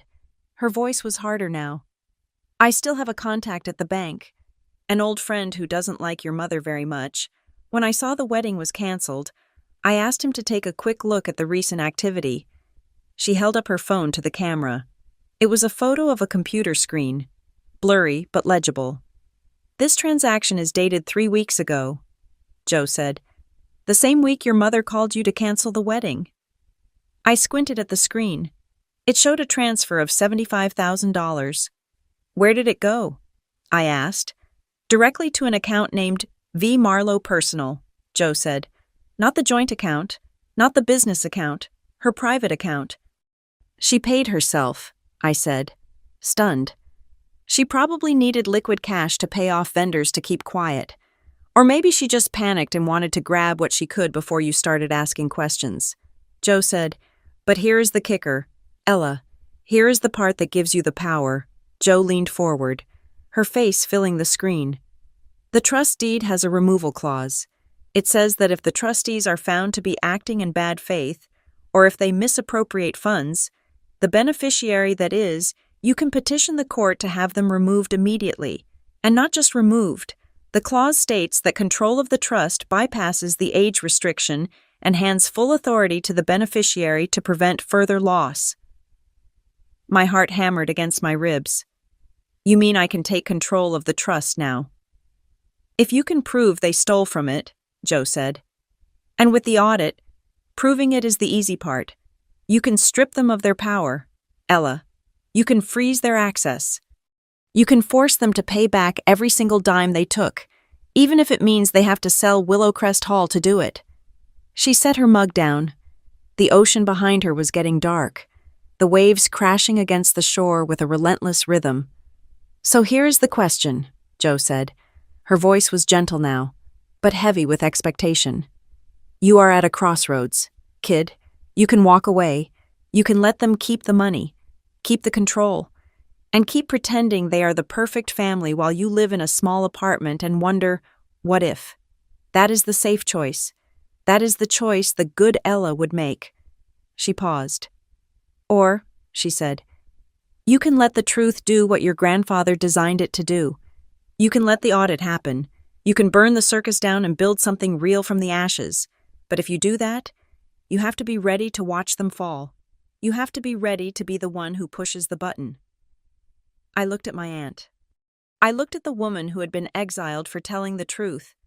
I thought about Noah, analyzing contracts in the rain. I thought about the forged signature. I thought about my mother's flawless, frozen face as she told me I wasn't stable enough to be happy. I wasn't protecting them anymore. I was done being the collateral damage in their vanity project. "Send me the documents, Aunt Joe." I said, "Send me everything you have." Joe smiled. It was a fierce, proud smile. "Check your encrypted email. Kid, I sent them 5 minutes ago." I closed the laptop. The car was dark, but my mind was blazing with light. I had the motive. I had the evidence. And now, I had the weapon. My mother wanted to talk about funding. Fine. We were going to talk about funding, but this time, I was going to be the one auditing the books. I spent that night staring at my coffee table as if it were an altar where a sacrifice had to be made. On the left side lay my engagement ring. The diamond caught the stray light from the street lamps outside, glittering with a promise of a future I had desperately wanted. It represented Noah, warmth, and a life built on choosing each other every single day. On the right side lay the stack of papers Aunt Joe had sent me, the trust statement, the forged cancellation form, the scholarship rejection letter from a decade ago. These papers represented a past I had never understood, a web of lies that had been spun around me so tight I had mistaken it for a safety blanket. I sat there until 3 a.m, unable to close my eyes. Noah stayed awake with me. He did not push. He sat on the floor, leaning against the couch, his hand resting on my knee, around 4 o'clock. When the silence became too loud, he spoke. "I do not care about the wedding, Ella," he said softly. "We can go to the courthouse tomorrow. We can wait 5 years. We can never sign a piece of paper and just live together in a cabin in the woods. I am ready to marry you in any version of reality." He squeezed my knee, and his voice hardened just a fraction. But I will not marry a woman who is still being strangled by her family. I cannot build a life with you if half of you is still trapped in that house, trying to please people who steal from you. You have to choose, not between me and them, but between the truth and the lie. I know, I whispered. If you walk away from this, Noah said, looking me dead in the eye. If you let them keep the money and the control just to keep the peace, then they own you, and I do not want to be a tenant in a life they own. His words hit me like a splash of ice water. He was right. If I did not face them now, if I did not drag this ugly, writhing truth out into the light, I would never really leave Willowcrest Hall. I would just be on a very long leash. By the time the sun rose, turning the sky a pale, sickly yellow, I had made my decision. I showered. I dressed in a sharp black blazer and trousers, my armor. I did not put the engagement ring back on. I put it in its velvet box and slipped it into my pocket. Then, I gathered the evidence into a neat stack. I drove to Willowcrest Hall alone. It was 10 o'clock on a Thursday morning. I knew the schedule. My mother would be in her study, answering emails or taking virtual consultations. My father would be reading the Wall Street Journal in the sunroom, pretending to understand the markets he had failed to conquer. Brielle would be surfacing for her first coffee. I walked through the front door without knocking. The housekeeper, Mrs. Gable, looked up from her dusting in surprise. "Miss Ella," she said, "your mother is in a meeting." "Not anymore," I said. I walked past her, my heels clicking rhythmically on the marble floor. I went straight to the double doors of my mother's study and pushed them open. Vivian was sitting behind her massive mahogany desk. She looked up, annoyed, her finger hovering over her mouse. When she saw it was me, her expression softened into a practiced mask of concern. "Ella," she sighed, taking off her reading glasses, "I am glad you came. I assume you have cooled down and are ready to discuss how we move forward with the cancellation." "Call Dad," I said, "and Brielle. Get them in here." "Excuse me." Her eyebrows shot up. "I am working." "Get them in here," I repeated. My voice was not loud, but it had a frequency I had never used before. It was the voice of someone who was holding a grenade and had already pulled the pin. "Or I call the police and have them come here instead." My mother froze. She stared at me for a long 5 seconds, assessing the threat. She saw something in my face that made her pick up the landline. "Charles? Brielle? Come to the study, now." She hung up and folded her hands on the desk. "You are being dramatic. Ella, it is unbecoming." I did not answer. I walked to the 2 guest chairs opposite her desk and sat down in one. I placed my stack of papers in the center of the desk, right on top of her pristine leather blotter. 2 minutes later, my father and sister drifted in. Charles looked nervous, tugging at his collar. Brielle looked bored, wearing a silk robe and holding a mug of green juice. "What is this about?" Brielle asked, flopping onto the sofa. "I have a facial at 11. "Sit down, Dad," I said. Charles sat. I looked at the 3 of them. My family. The council. "I know about the Marlowe Legacy Trust," I said. The room went completely silent. It was as if I had sucked all the oxygen out of the space. My father's face went gray. Brielle stopped swirling her juice. My mother, however, did not flinch. She just blinked, once, slowly. "I do not know what you are talking about," Vivian said. "You are confused."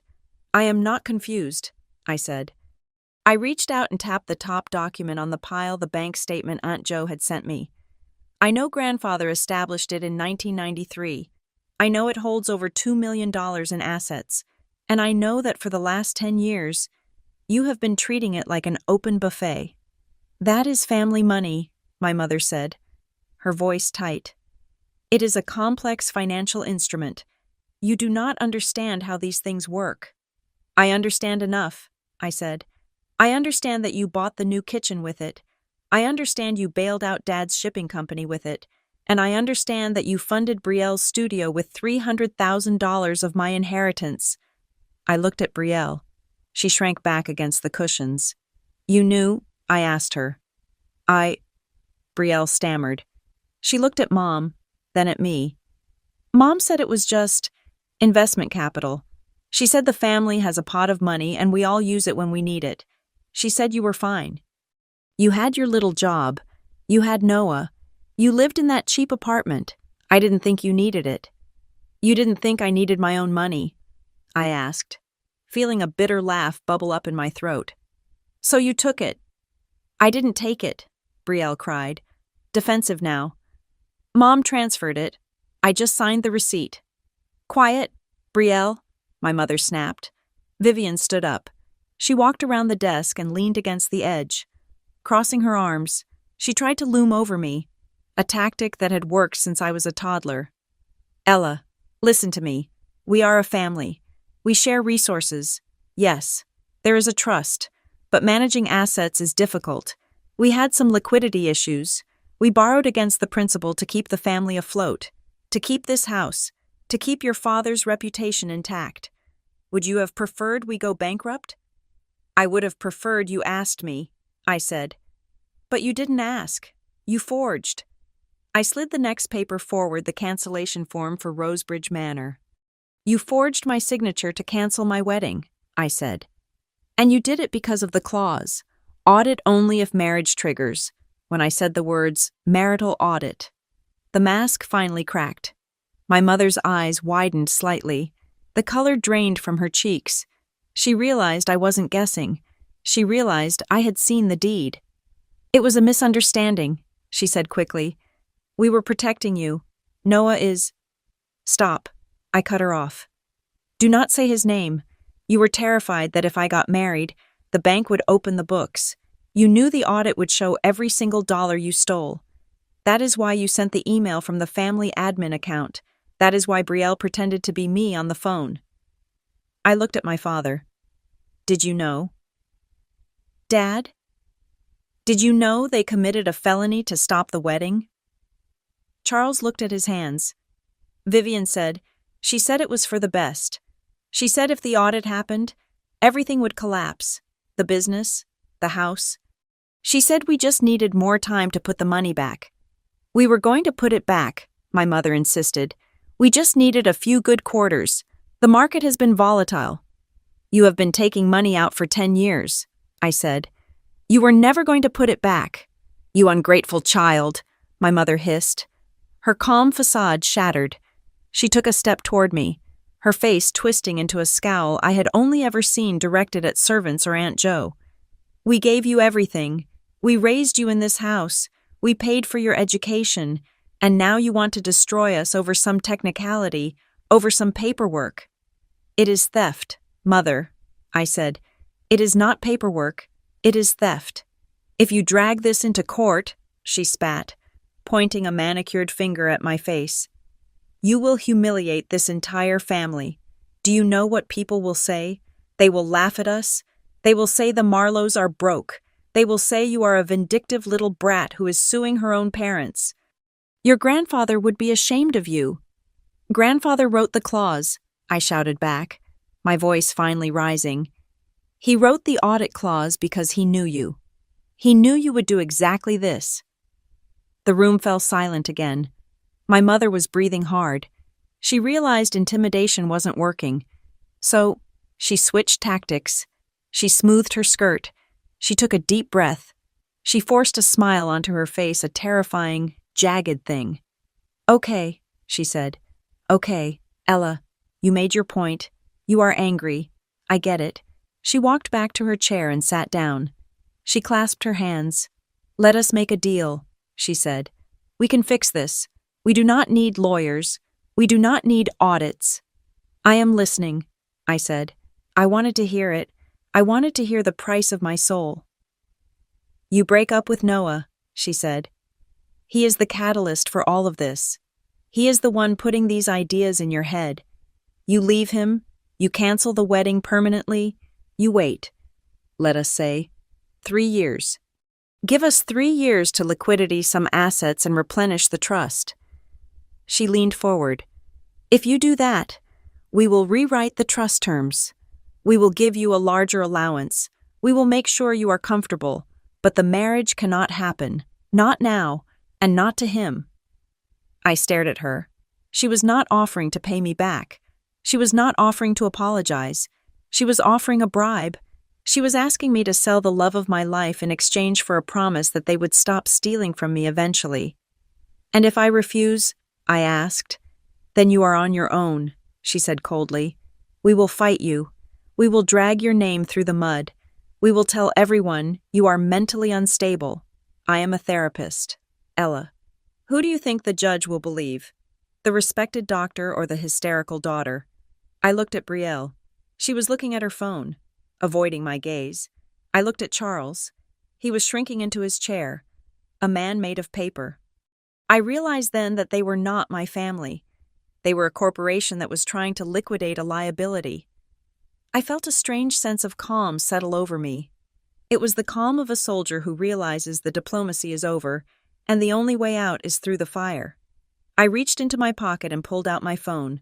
I placed it on the table. Face up. The screen was bright.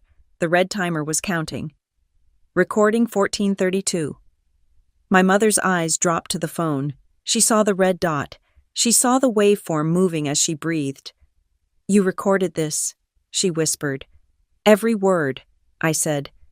"The confession about the forgery, the admission of the theft, the blackmail attempt to make me leave Noah, it is all there." I picked up the phone and stopped the recording. I hit save. Then I hit upload to cloud. "That is illegal," my mother said, her voice shaking. "You cannot record us in our own home." "Actually," I said, standing up and smoothing my blazer, "in this state, as long as one party to the conversation consents to the recording, it is legal," and I consented. I gathered my papers. I put the bank statement, the forgery, and the letter back into my folder. "I came here to see if there was anything left to save," I said. "I came here hoping you would say you were sorry. I hoped you would say you would mortgage the house to pay me back. I hoped you would act like parents." I looked at my mother one last time. "But you just tried to buy me off with my own money." "Ella, wait." My father stood up. "Please." "Sit down, Charles," my mother snapped. But her voice lacked its usual power. She looked pale. She looked at the phone in my hand like it was a loaded gun. "I am leaving," I said. "And the next time you hear from me, it will not be a text message. It will be a subpoena." I turned and walked out of the study. I did not slam the door. I closed it gently. I walked through the foyer, past the grand staircase where I used to hide, past the portraits of ancestors who probably would have been ashamed of all of us. When I stepped out into the fresh air, the sun was high overhead. I walked to my car, got in, and locked the doors.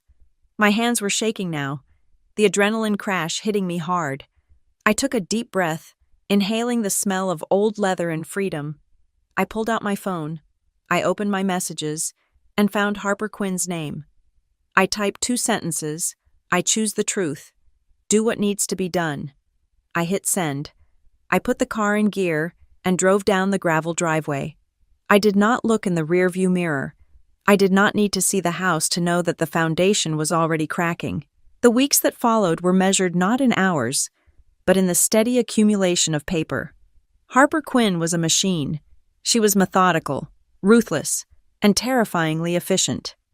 She fired off subpoenas like artillery shells, demanding call logs from Rosebridge Manor, email metadata from the server hosting company, and 10 years of transaction history from North River Bank.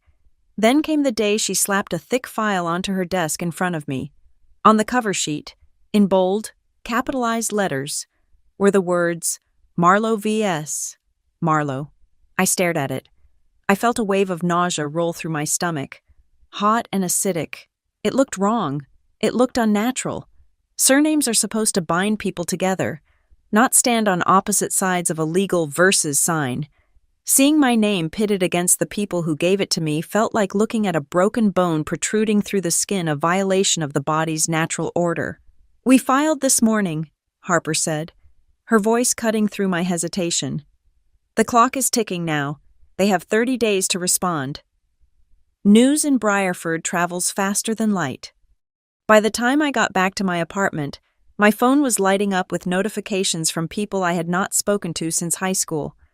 My mother was already ahead of the narrative. She was playing the victim with Oscar-worthy dedication. The story circulating at the country club and the charity luncheons was that poor Ella was having a mental breakdown. The story was that Noah was a manipulative, controlling outsider who was isolating me from my loving family and forcing me to sue them for money I did not deserve. I walked into the local grocery store to buy milk, and Mrs. Higgins, my mother's bridge partner, looked right through me as if I were a ghost. I realized then that my mother was not just fighting a legal battle. She was fighting a war for social survival. She was willing to burn my reputation to the ground to keep hers pristine. But the real attack did not come for me. It came for Noah. It was a Tuesday evening. Noah was in the kitchen of our apartment, making pasta. He had been quiet all evening, his shoulders tense. His phone rang a blocked number.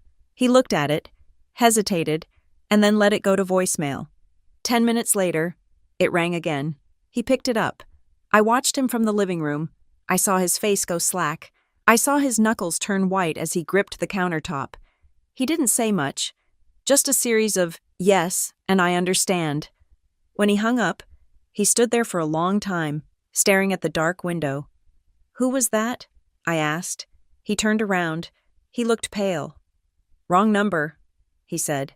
I knew he was lying. Noah is a terrible liar. He is too honest for his own good.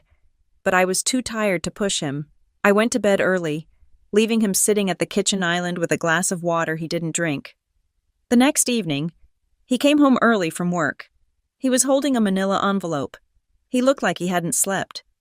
He walked into the living room, where I was organizing the latest batch of discovery documents Harper had sent over, and dropped the envelope on top of my pile. "I need to tell you something," he said. His voice was rough. I opened the envelope. Inside was a printed email. It was a job offer, or rather, an invitation to interview for a senior architect position at one of the largest tech firms in the state. It was the kind of job Noah had dreamed about since college. The salary listed was nearly double what he made now. "This is amazing," I said, confused. "Why do you look like you are at a funeral?" "Look at the sender," Noah said. I looked. The email was from a recruitment firm called Vantage Point Executive Search. "I do not understand," I said. "The head of Vantage Point is on the board of directors for your father's shipping company," Noah said. "And last night, a man called me. He didn't give his name.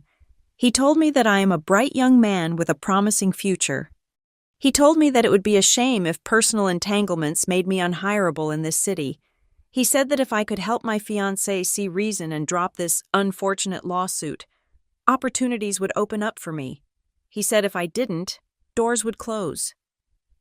I felt the blood drain from my face.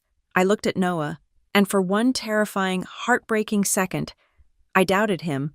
I looked at the offer. It was a golden ticket. It was stability. It was everything a man in his position would want. And I thought of my father.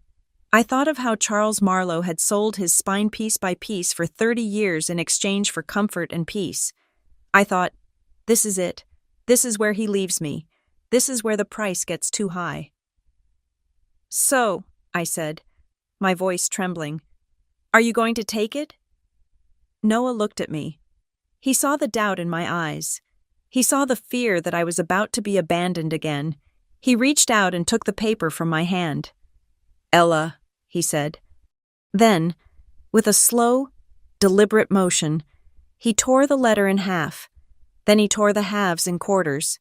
He crumpled the pieces into a ball and threw them into the trash can by the desk. "I do not want a career that is built on selling you out," he said. His voice was steady, filled with a quiet rage I had never seen before. "I do not want their money. I do not want their favors, and I am not going to let them threaten me." He walked over and knelt in front of my chair, taking my hands in his. "They think everyone has a price because they have a price. They do not understand that some things are not for sale." I burst into tears. I cried because I was relieved, but mostly I cried because I realized how damaged I was. I had expected him to fail me. I had been trained to expect betrayal. Noah holding firm was the first time in my life a man had stood between me and the Marlowe machine and refused to move. The next week, the depositions began. Harper prepared me for 2 days straight. We sat in her office, drinking lukewarm coffee, while she drilled me. "They will try to make you emotional," she warned. "They will ask about your childhood. They will ask if you love your mother. They will try to paint you as an ungrateful daughter who is lashing out because she is stressed about a wedding. Do not apologize. Do not explain. Answer yes or no. Stick to the facts. The facts are our friends. Your feelings are their ammunition." The deposition took place in a glass-walled conference room at the opposing counsel's firm. It was sterile and cold. My mother sat at the far end of the long table, flanked by 3 lawyers in expensive suits. She looked impeccable in a cream-colored suit, her hair perfectly coiffed. She smiled at me when I walked in, a sad, pitying smile that made me want to scream. But I didn't scream. I sat down. I put my hands on the table, and I remembered Harper's rule: no apologies. Vivian went first. Under oath, with a videographer recording every tick and twitch, she played the role of the martyr beautifully. When Harper asked about the wedding cancellation, Vivian sighed. "I was worried about Ella," she said, her voice soft. "She was spiraling. The planning was becoming obsessive. I thought she needed a break. I did it to protect her mental health." "By forging her signature?" Harper asked, sliding the document across the table. "I signed it as her proxy," Vivian said smoothly. "In our family, we often handle administrative tasks for each other. It was not malicious. It was efficient." "And the phone call where your daughter Brielle impersonated Ella?" Harper pressed. "I cannot speak to that," Vivian said, taking a sip of water. "If Brielle made a call, she was likely just trying to help execute the decision I made as the matriarch. She was unbreakable. She had an answer for everything. She spun every theft into a family investment, every lie into protection." Then, Harper pulled out the big guns. "Mrs. Marlowe," Harper said, "are you aware of the clause in the 1993 Marlowe Legacy Trust deed regarding the marital audit?" Vivian's hand froze halfway to her water glass. "I am aware of the trust generally." "Are you aware?"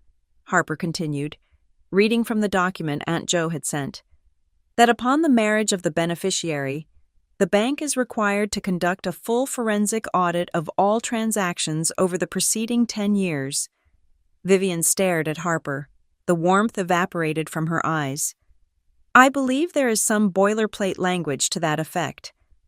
"And are you aware," Harper said, looking up, "that on September 2nd, the same day you ordered the cancellation of the wedding, the trust balance was $1.4 million lower than the projected value based on market performance?"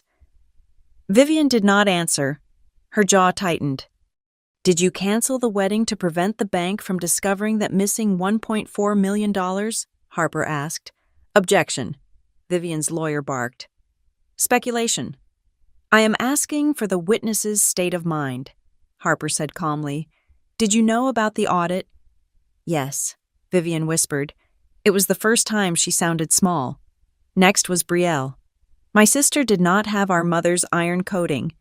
She crumbled within 20 minutes.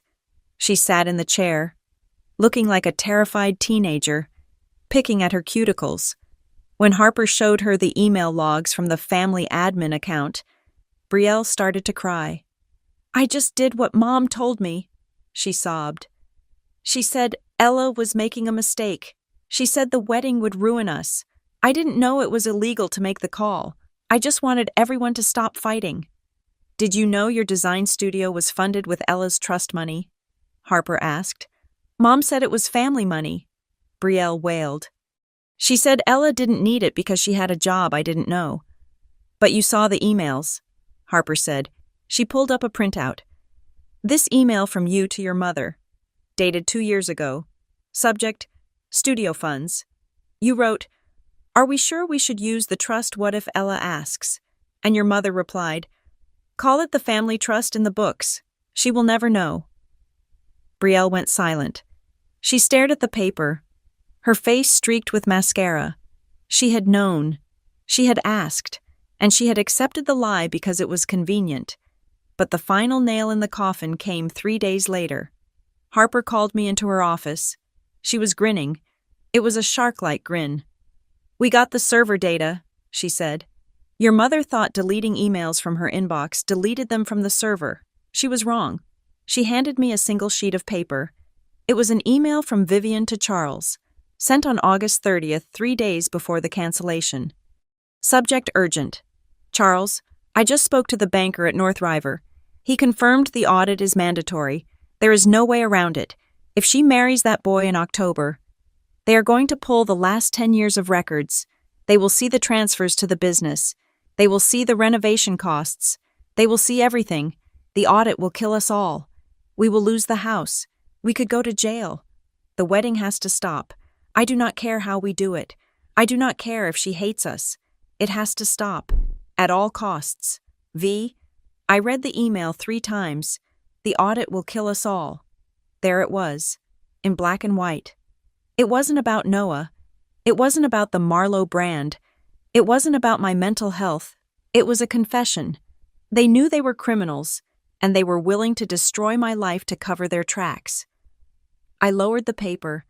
I felt a strange hollowness in my chest. I had spent my whole life thinking I was the problem. I thought I was too sensitive, too rebellious, too difficult, but I wasn't the problem. I was the evidence. Harper looked at me gently. "Ella," she said, "this is the smoking gun. With this email, we win. We can petition for immediate removal of trustees. We can force a forensic accounting. We can likely get a criminal referral if you want it." She paused. "But I need to ask you one last time. Are you sure? Once we enter this into the court record, it becomes public. The Marlowe name will be destroyed. Your parents will be pariahs. There is no going back to Sunday dinners after this." I walked to the window and looked out at the street. I watched people walking by, living their normal lives, trusting their families. I thought about the girl who used to hide in the cupboard under the stairs with a sketchbook. I thought about the woman who had driven away from Willowcrest Hall with tears in her eyes, believing she wasn't good enough. "Harper," I said, turning back to her, "I am not destroying my family." I picked up the email and placed it back on the desk. "The family I thought I had never existed," I said. "It was just a corporation protecting its assets. I'm just closing down a corrupt business." "Okay," Harper said. She closed the file. "Then we go to trial." The court date was set for November 14th. I went home and told Noah. We sat on the balcony of our apartment, drinking cheap wine and looking at the city lights. "It is going to be ugly," I told him. "War usually is," he said. I looked at him. He had risked his career for me. He had stood by me when my own blood had turned against me. "I am scared," I admitted. "Not of losing, but of winning. If I win, I am an orphan." "No," Noah said. He reached out and took my hand, his thumb tracing the line of my knuckles. "If you win, you are free, and you are not an orphan. Ella, you are the founder of a new line. You get to decide what the name Scott stands for. You get to build a house where no one lies and no one steals and no one hides in cupboards." I squeezed his hand. The circus was over. The tent had collapsed. The audience had gone home. Now, it was just me, standing in the center ring, holding the match that would burn the rest of the rubbish to the ground. And for the first time in 29 years, I wasn't afraid of the fire. I was the fire. The Briarford County Courthouse was a building designed to make you feel small. It was a cavernous structure of gray stone and echoing marble floors, a place where the air was perpetually cold and smelled faintly of floor wax and old misery. The sound of my heels clicking against the floor tiles sounded like gunshots in a canyon. I walked in flanked by Harper and Noah. To my left, the press had gathered. In a small town like Briarford, a lawsuit titled Marlowe vs. Marlowe was not just legal news, it was a social autopsy. The local reporters, people who had photographed me at charity galas and debutante balls, were now shoving microphones in my face, their camera lenses flashing like lightning. They were hungry for the spectacle of a daughter tearing down her own dynasty. Inside courtroom 4, the atmosphere was heavy. We took our seats at the plaintiff's table. Across the aisle, my family sat like a tableau of offended dignity. Vivian wore a navy suit, severe and impeccable. Charles sat next to her, staring at his hands. Brielle was on the end, looking pale and terrified, chewing on her thumbnail. Their legal team was a phalanx of expensive suits, men who charged $600 an hour to defend the indefensible. Harper stood up to deliver her opening statement. She did not pace. She did not shout. She stood still, her voice clear and cutting. "Your Honor," Harper began, "this is not a case about a family dispute. This is not a case about a daughter who is unhappy with her parents' parenting style. This is a case about fraud. This is a case about forgery, about the misappropriation of over $1 million from a protected trust, and about a conspiracy to fabricate the cancellation of a wedding solely to prevent a mandatory financial audit." She paused, letting the words settle over the room. "We will show that Vivian and Charles Marlowe, acting as trustees, treated the Marlowe Legacy Trust not as a fiduciary responsibility, but as a personal slush fund. And when the plaintiff, Ella Scott, announced her engagement, an event that would legally trigger an independent review of those funds, the defendants panic. They did not just ask her to cancel the wedding, they impersonated her, they forged her signature, they committed crimes to keep their secrets buried. The defense attorney, a slick man named Mr. Sterling, stood up to rebut. He smiled a condescending, oily smile. "Your Honor," he said, smoothing his tie, "the defense will show that this is a gross misunderstanding of complex family finances. The Marlowe family operates as a unit. Funds are fluid. Mrs. Vivian Marlowe, a respected pillar of this community, has always acted in the best interest of her daughter. The wedding was canceled because they feared for Ella's mental health and her stability. They were protecting her from a marriage she was not ready for. This lawsuit is nothing more than a tantrum funded by a confusion over how wealth management works. It was a good speech. If I did not know the truth, I might have believed him, but Harper had the receipts. She called her first witness, and then moved immediately to the evidence. She did not start with the money. She started with the cover-up. "I would like to submit Plaintiff's Exhibit C," Harper said, an email sent from Vivian Marlowe to Charles Marlowe on August 30th. The large screen on the wall flickered to life. The email was projected in high definition. I watched the jury, or rather, the judge, since this was a bench trial, lean forward. Harper read the text aloud. "If she marries that boy this year, the audit will kill us all. The wedding has to stop, at all costs." The silence in the courtroom was absolute. You could hear the hum of the ventilation system. Harper turned to Vivian, who was sitting at the defense table. Vivian was not looking at the screen. She was looking straight ahead. Her jaw set so tight, I thought her teeth might crack. "Mrs. Marlowe," Harper said, addressing her directly as she took the stand a moment later. "When you wrote that the audit would kill us all, were you referring to physical death?" Vivian shifted in the witness chair. "Of course not. It was a figure of speech. I was under immense stress. The market was volatile. I was worried that an audit would be disruptive to our business operations." "Disruptive," Harper repeated. "Or revealing. Did you or did you not know that an audit would reveal over 10 years of unauthorized withdrawals?"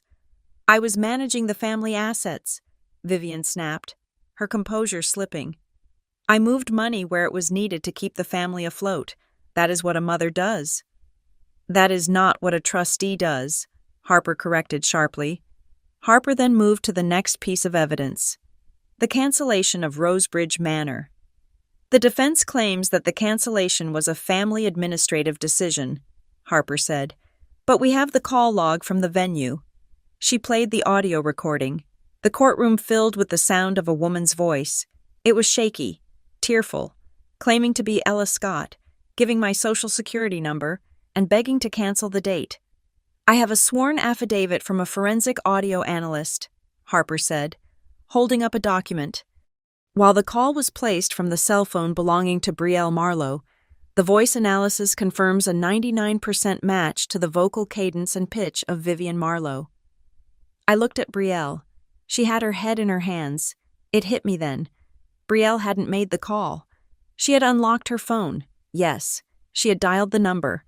But my mother, the control freak, the perfectionist, had taken the phone from her hand. She hadn't trusted Brielle to act the part. Vivian had performed the role herself.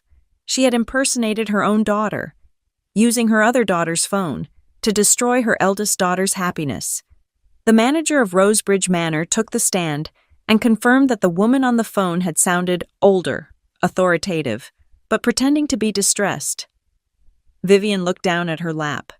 The perfect mother mask was starting to melt, revealing the desperate operator underneath.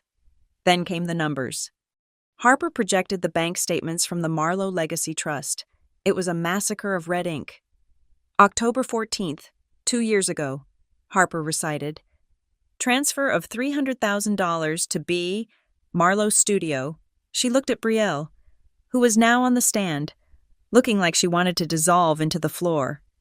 Brielle, Harper asked gently, did you know this money came from Ella's trust?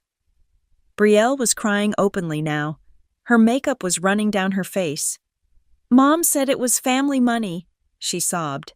She said we have a family pot. She said Ella had a job and Noah, so she didn't need the help. She said I needed the help. Did you ever ask if Ella had approved this transfer? Harper asked. I asked, Brielle wailed. I sent an email asking if we should tell Ella, and Mom said, she said to call it Family Trust in the books so Ella would never know. So you knew it was a secret, Harper said.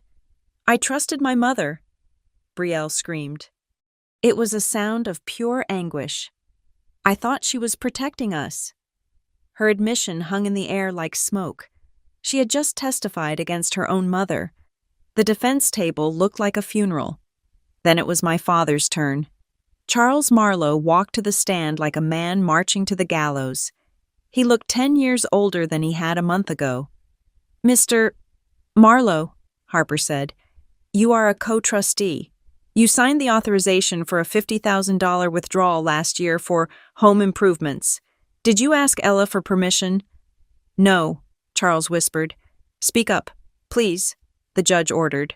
No, Charles said, his voice cracking. I did not. Why? Harper asked. You knew the terms of the trust. You knew it required her signature.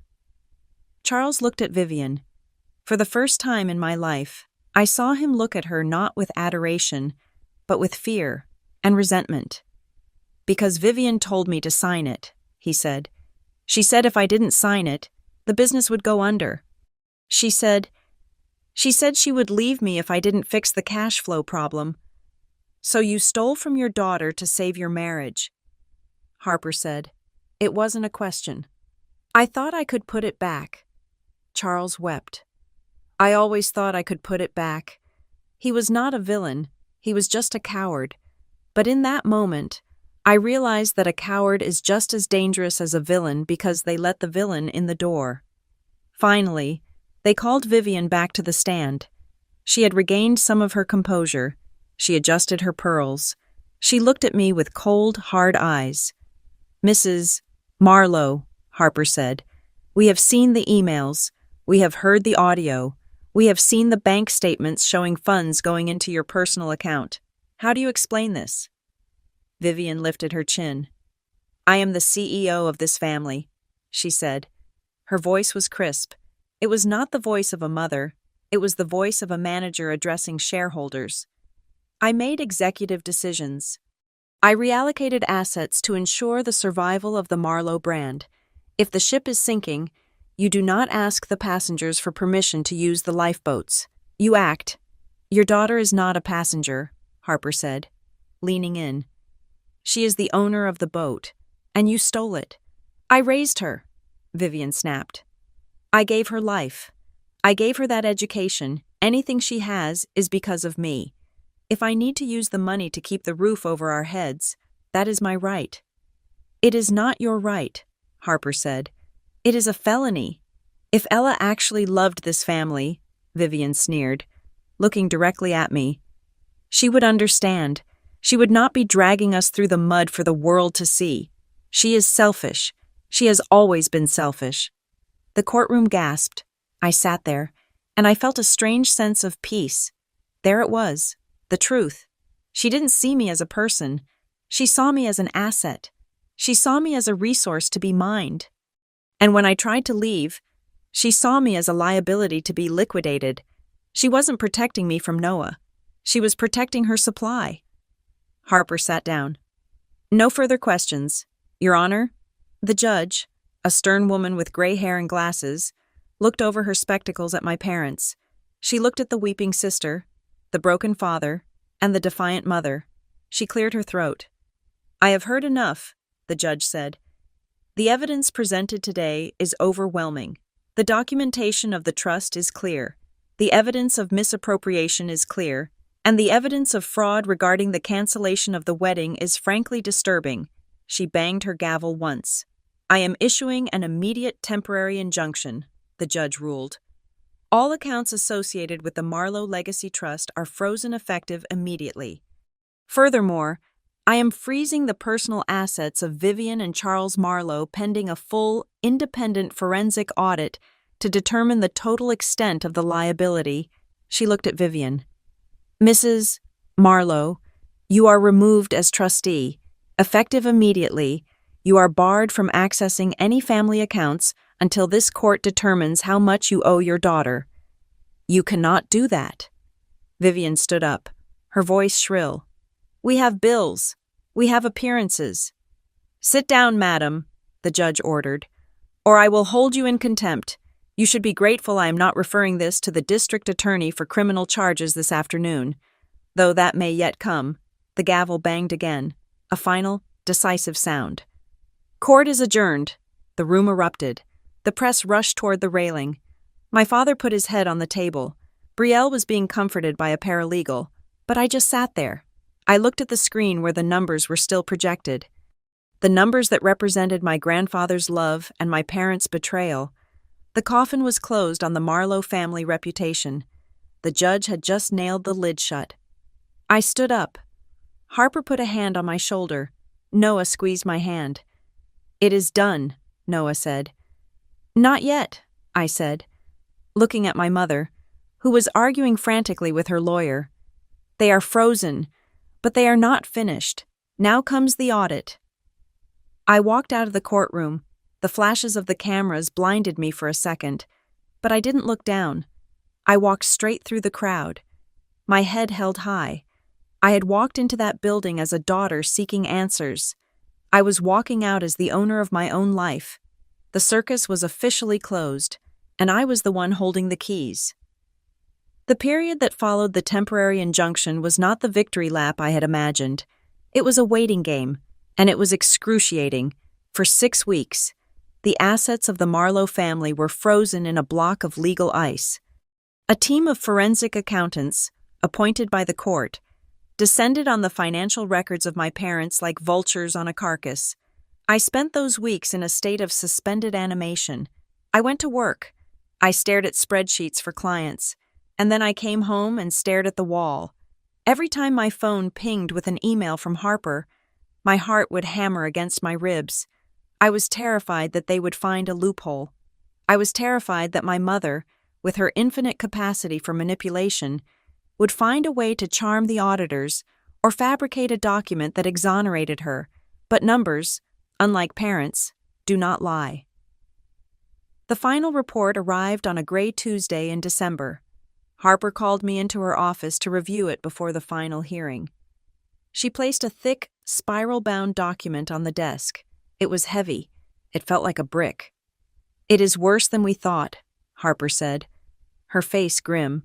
I opened the report. The executive summary was a catalog of betrayal. The accountants found that over the course of 11 years, more than 55% of the principal balance of the Marlowe Legacy Trust had been withdrawn. That is over $1,200,000.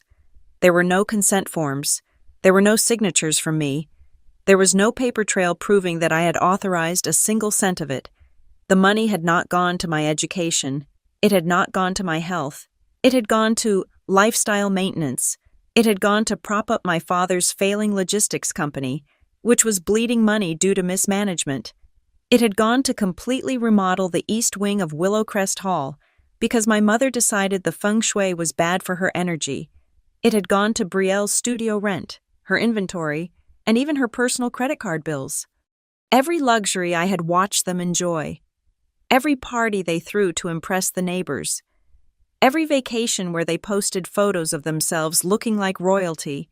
It was all paid for by the inheritance my grandfather had left to ensure I would be safe. Harper filed the report with the court the next morning. Her motion was aggressive. She asked for 3 things. First, the permanent removal of Vivian and Charles Marlowe as trustees. Second, the immediate transfer of all remaining assets to my sole control. And third, a judgment requiring my parents to repay every single dollar they had misappropriated, even if it meant liquidating their personal assets to do it. The final hearing was scheduled for 3 days before Christmas. The courtroom felt different this time. The air was thinner. The bravado was gone.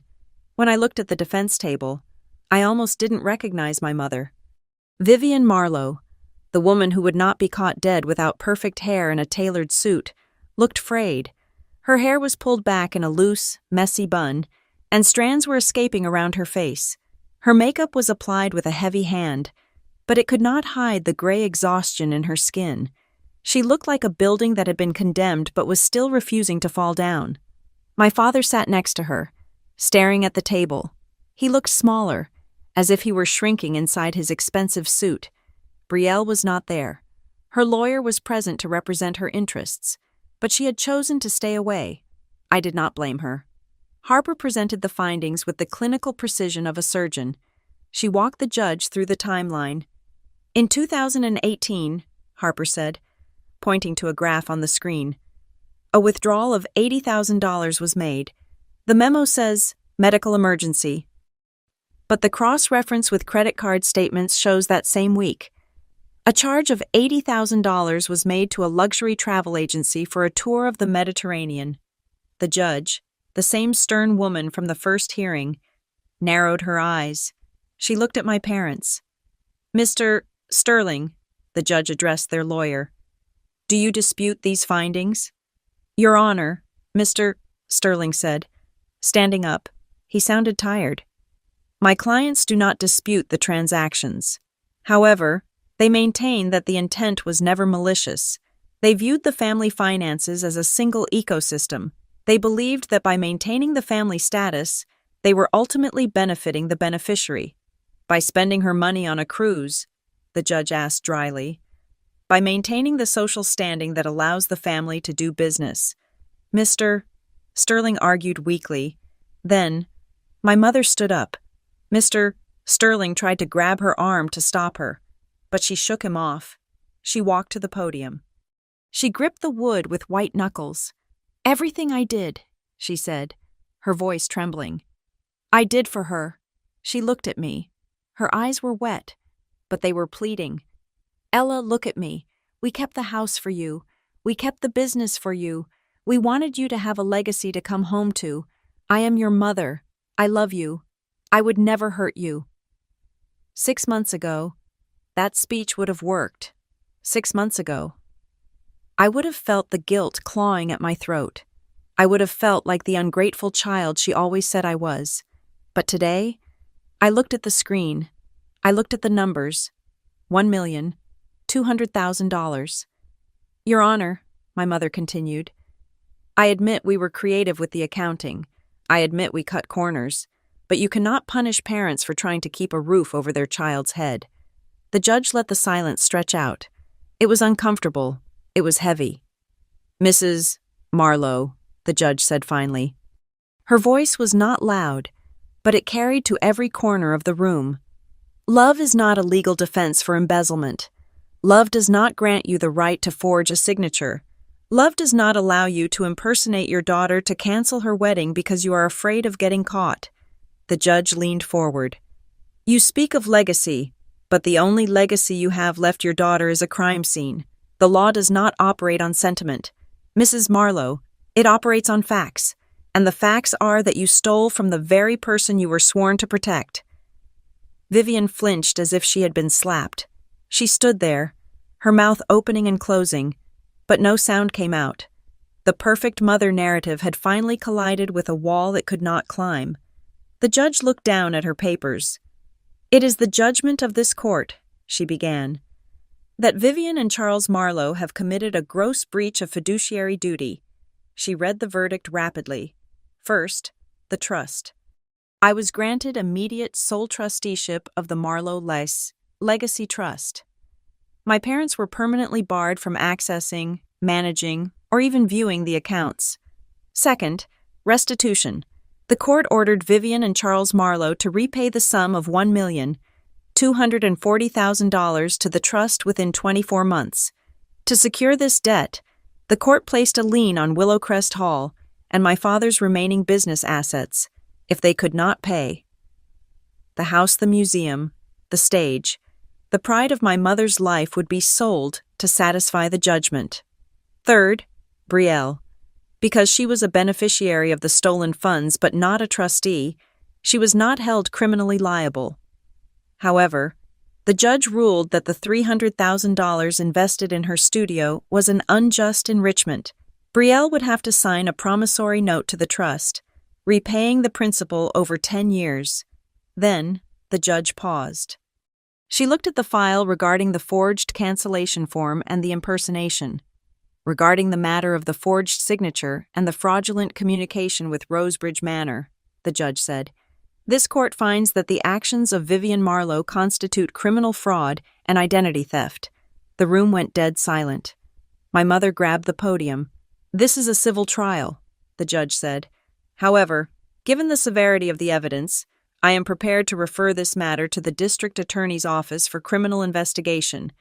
Mrs. Marlowe could face charges for forgery in the second degree and criminal impersonation." Harper leaned over to me. Her voice was a whisper in my ear. "This is it, Ella," she said. "It is up to you. The judge is signaling that she will only forward the referral if the victim you wants to pursue it. You have the right to press charges. You can send her to jail." I looked at my mother. She was staring at me. Her face was stripped of all its power. She looked terrified. For the first time, she wasn't looking at me like an asset or a disappointment. She was looking at me like I was the only person in the world who could save her. I looked at my father. He had his face buried in his hands. I thought about the orange jumpsuit. I thought about the handcuffs. I thought about the trial that would drag on for another year. The cameras, the scandal. And then I thought about the silence of a jail cell versus the silence of an empty mansion they could no longer afford. I stood up. "Your Honor," I said. My voice was steady. I did not shake. "Ms. Scott," the judge asked, "do you wish to make a statement regarding the criminal referral?" "I do," I said. I looked straight at my mother. I held her gaze until she blinked. "I do not want to see my mother in prison," I said. I heard my father let out a sob of relief. My mother's shoulders sagged. "Prison is too easy," I continued. My mother's head snapped up. "If she goes to prison," I said, "she gets to be a martyr. She gets to tell everyone she sacrificed herself for her family. She gets to be the tragic victim of a cruel system." I took a breath. The real punishment for people like my parents is not a cage. It is irrelevance. It is living in a world where their money can no longer cover up who they really are. It is watching me walk out of this room and knowing they can never control me again. It is knowing that they have to sell their furniture to pay me back. It is knowing that they have lost the only thing that actually mattered to them, their image. I turned back to the judge. "Restoring the trust is enough for me, Your Honor. I do not need the state to punish them. I am going to let them punish themselves by living with the truth." The judge looked at me for a long moment. There was a flicker of respect in her eyes. "Very well," she said. "The court accepts the plaintiff's position. The criminal referral is withheld, provided the defendants comply strictly with the restitution schedule. But let me be clear." She pointed her gavel at my mother. "This is a mercy you do not deserve. If you miss one payment, if you violate one order, I will reopen this file, and I will sign the warrant myself." "Understood," my mother whispered. "Case closed," the judge said. She banged the gavel. It was over. I turned to Harper and hugged her. It wasn't a polite hug. It was a desperate, bone-crushing embrace. Then I turned to Noah. He didn't say anything. He just pulled me into his chest and held me there while the courtroom emptied out. "Let's go," I said. We walked out of the heavy oak doors of the courtroom. The hallway was lined with reporters. As soon as they saw me, the shouting started. "Ella, did you really refuse to send your mother to jail? Ella, are you going to evict your parents? Mrs. Marlowe, is it true the house is for sale?" The camera flashes were blinding, popping like strobes in a nightclub, but I didn't stop. I didn't answer. I didn't put my hand up to shield my face. I walked through the gauntlet of noise. I pushed open the heavy glass doors of the courthouse and stepped out onto the steps. It was cold. A sharp, biting wind was blowing through the streets of Briarford. It whipped my hair across my face. It stung my cheeks, but it felt good. It didn't feel like the warm breeze of a fairy tale ending. It felt like a storm. It felt like the air was scrubbing me clean. It was the wind of a person who had just walked out of a circus tent, leaving the stale smell of popcorn and sawdust behind, and stepped into the real world. I walked down the steps to where my car was waiting. Noah opened the door for me. I slid into the passenger seat. I pulled the door shut, muffling the sound of the shouting reporters. My phone, which I had silenced during the hearing, began to buzz against my thigh. I pulled it out. Incoming call Mom. Incoming call Dad. Incoming call Brielle. They were calling. Of course they were calling. They wanted to thank me. They wanted to explain. They wanted to spin the narrative one last time. They wanted to gaslight me into believing that my mercy was actually their victory. I looked at the screen. I looked at the names that had defined my existence for 29 years. I didn't answer. I opened my messaging app. I created a new group chat with all three of them. My thumb hovered over the keyboard. I thought about writing a paragraph. I thought about telling them I loved them, but I couldn't know them anymore. I thought about explaining why I did what I did. But then I remembered the hook. I remembered the line that started it all. "We are not funding this circus." I typed 6 words. "The circus is already full." I hit send. Then, I went to the settings menu.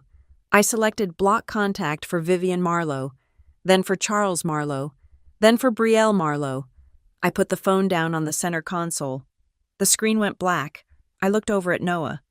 He was watching me, his hand on the gear shift. "Where to?" he asked. "Anywhere," I said. "Just drive." As the car pulled away from the curb, leaving the courthouse and the reporters and the ruins of the Marlowe dynasty in the rearview mirror, I took a deep breath. I was broke until the restitution checks started coming. I was an orphan by choice. I was the scandal of the town. But for the first time in my life, the person sitting in this seat was actually me. The video cuts back to the present day. I am sitting in my apartment. The lamp is still casting that warm, yellow glow. The pile of wedding invitations is gone from the table.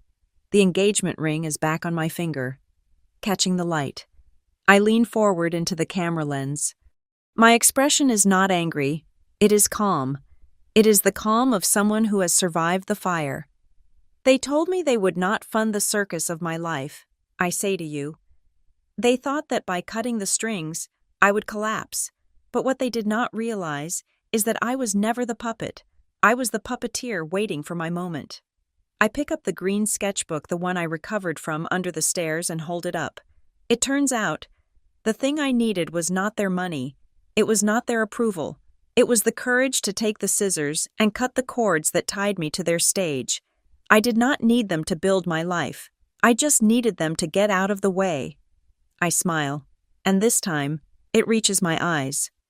The circus is closed, guys, but the show, my show, it is just getting started, and this time, I am the one writing the script. Thank you so much for watching my story. I know it was heavy, and I know families are complicated, but I hope it reminded you that you have the right to protect your peace. even if it costs you your inheritance. I want to know where you are listening from. Are you in the car? Are you cooking dinner? Are you hiding in the bathroom from your own chaotic family? Drop a comment below with your location and say hi. I read every single one. And please, if you want to support survivors of toxic families and hear more stories like this, make sure you subscribe to the Maya Revenge Stories channel. Hit that like button to help the algorithm find us. And if you are feeling extra supportive, smash that hype button so this story gets heard by the people who really need to know they are not alone.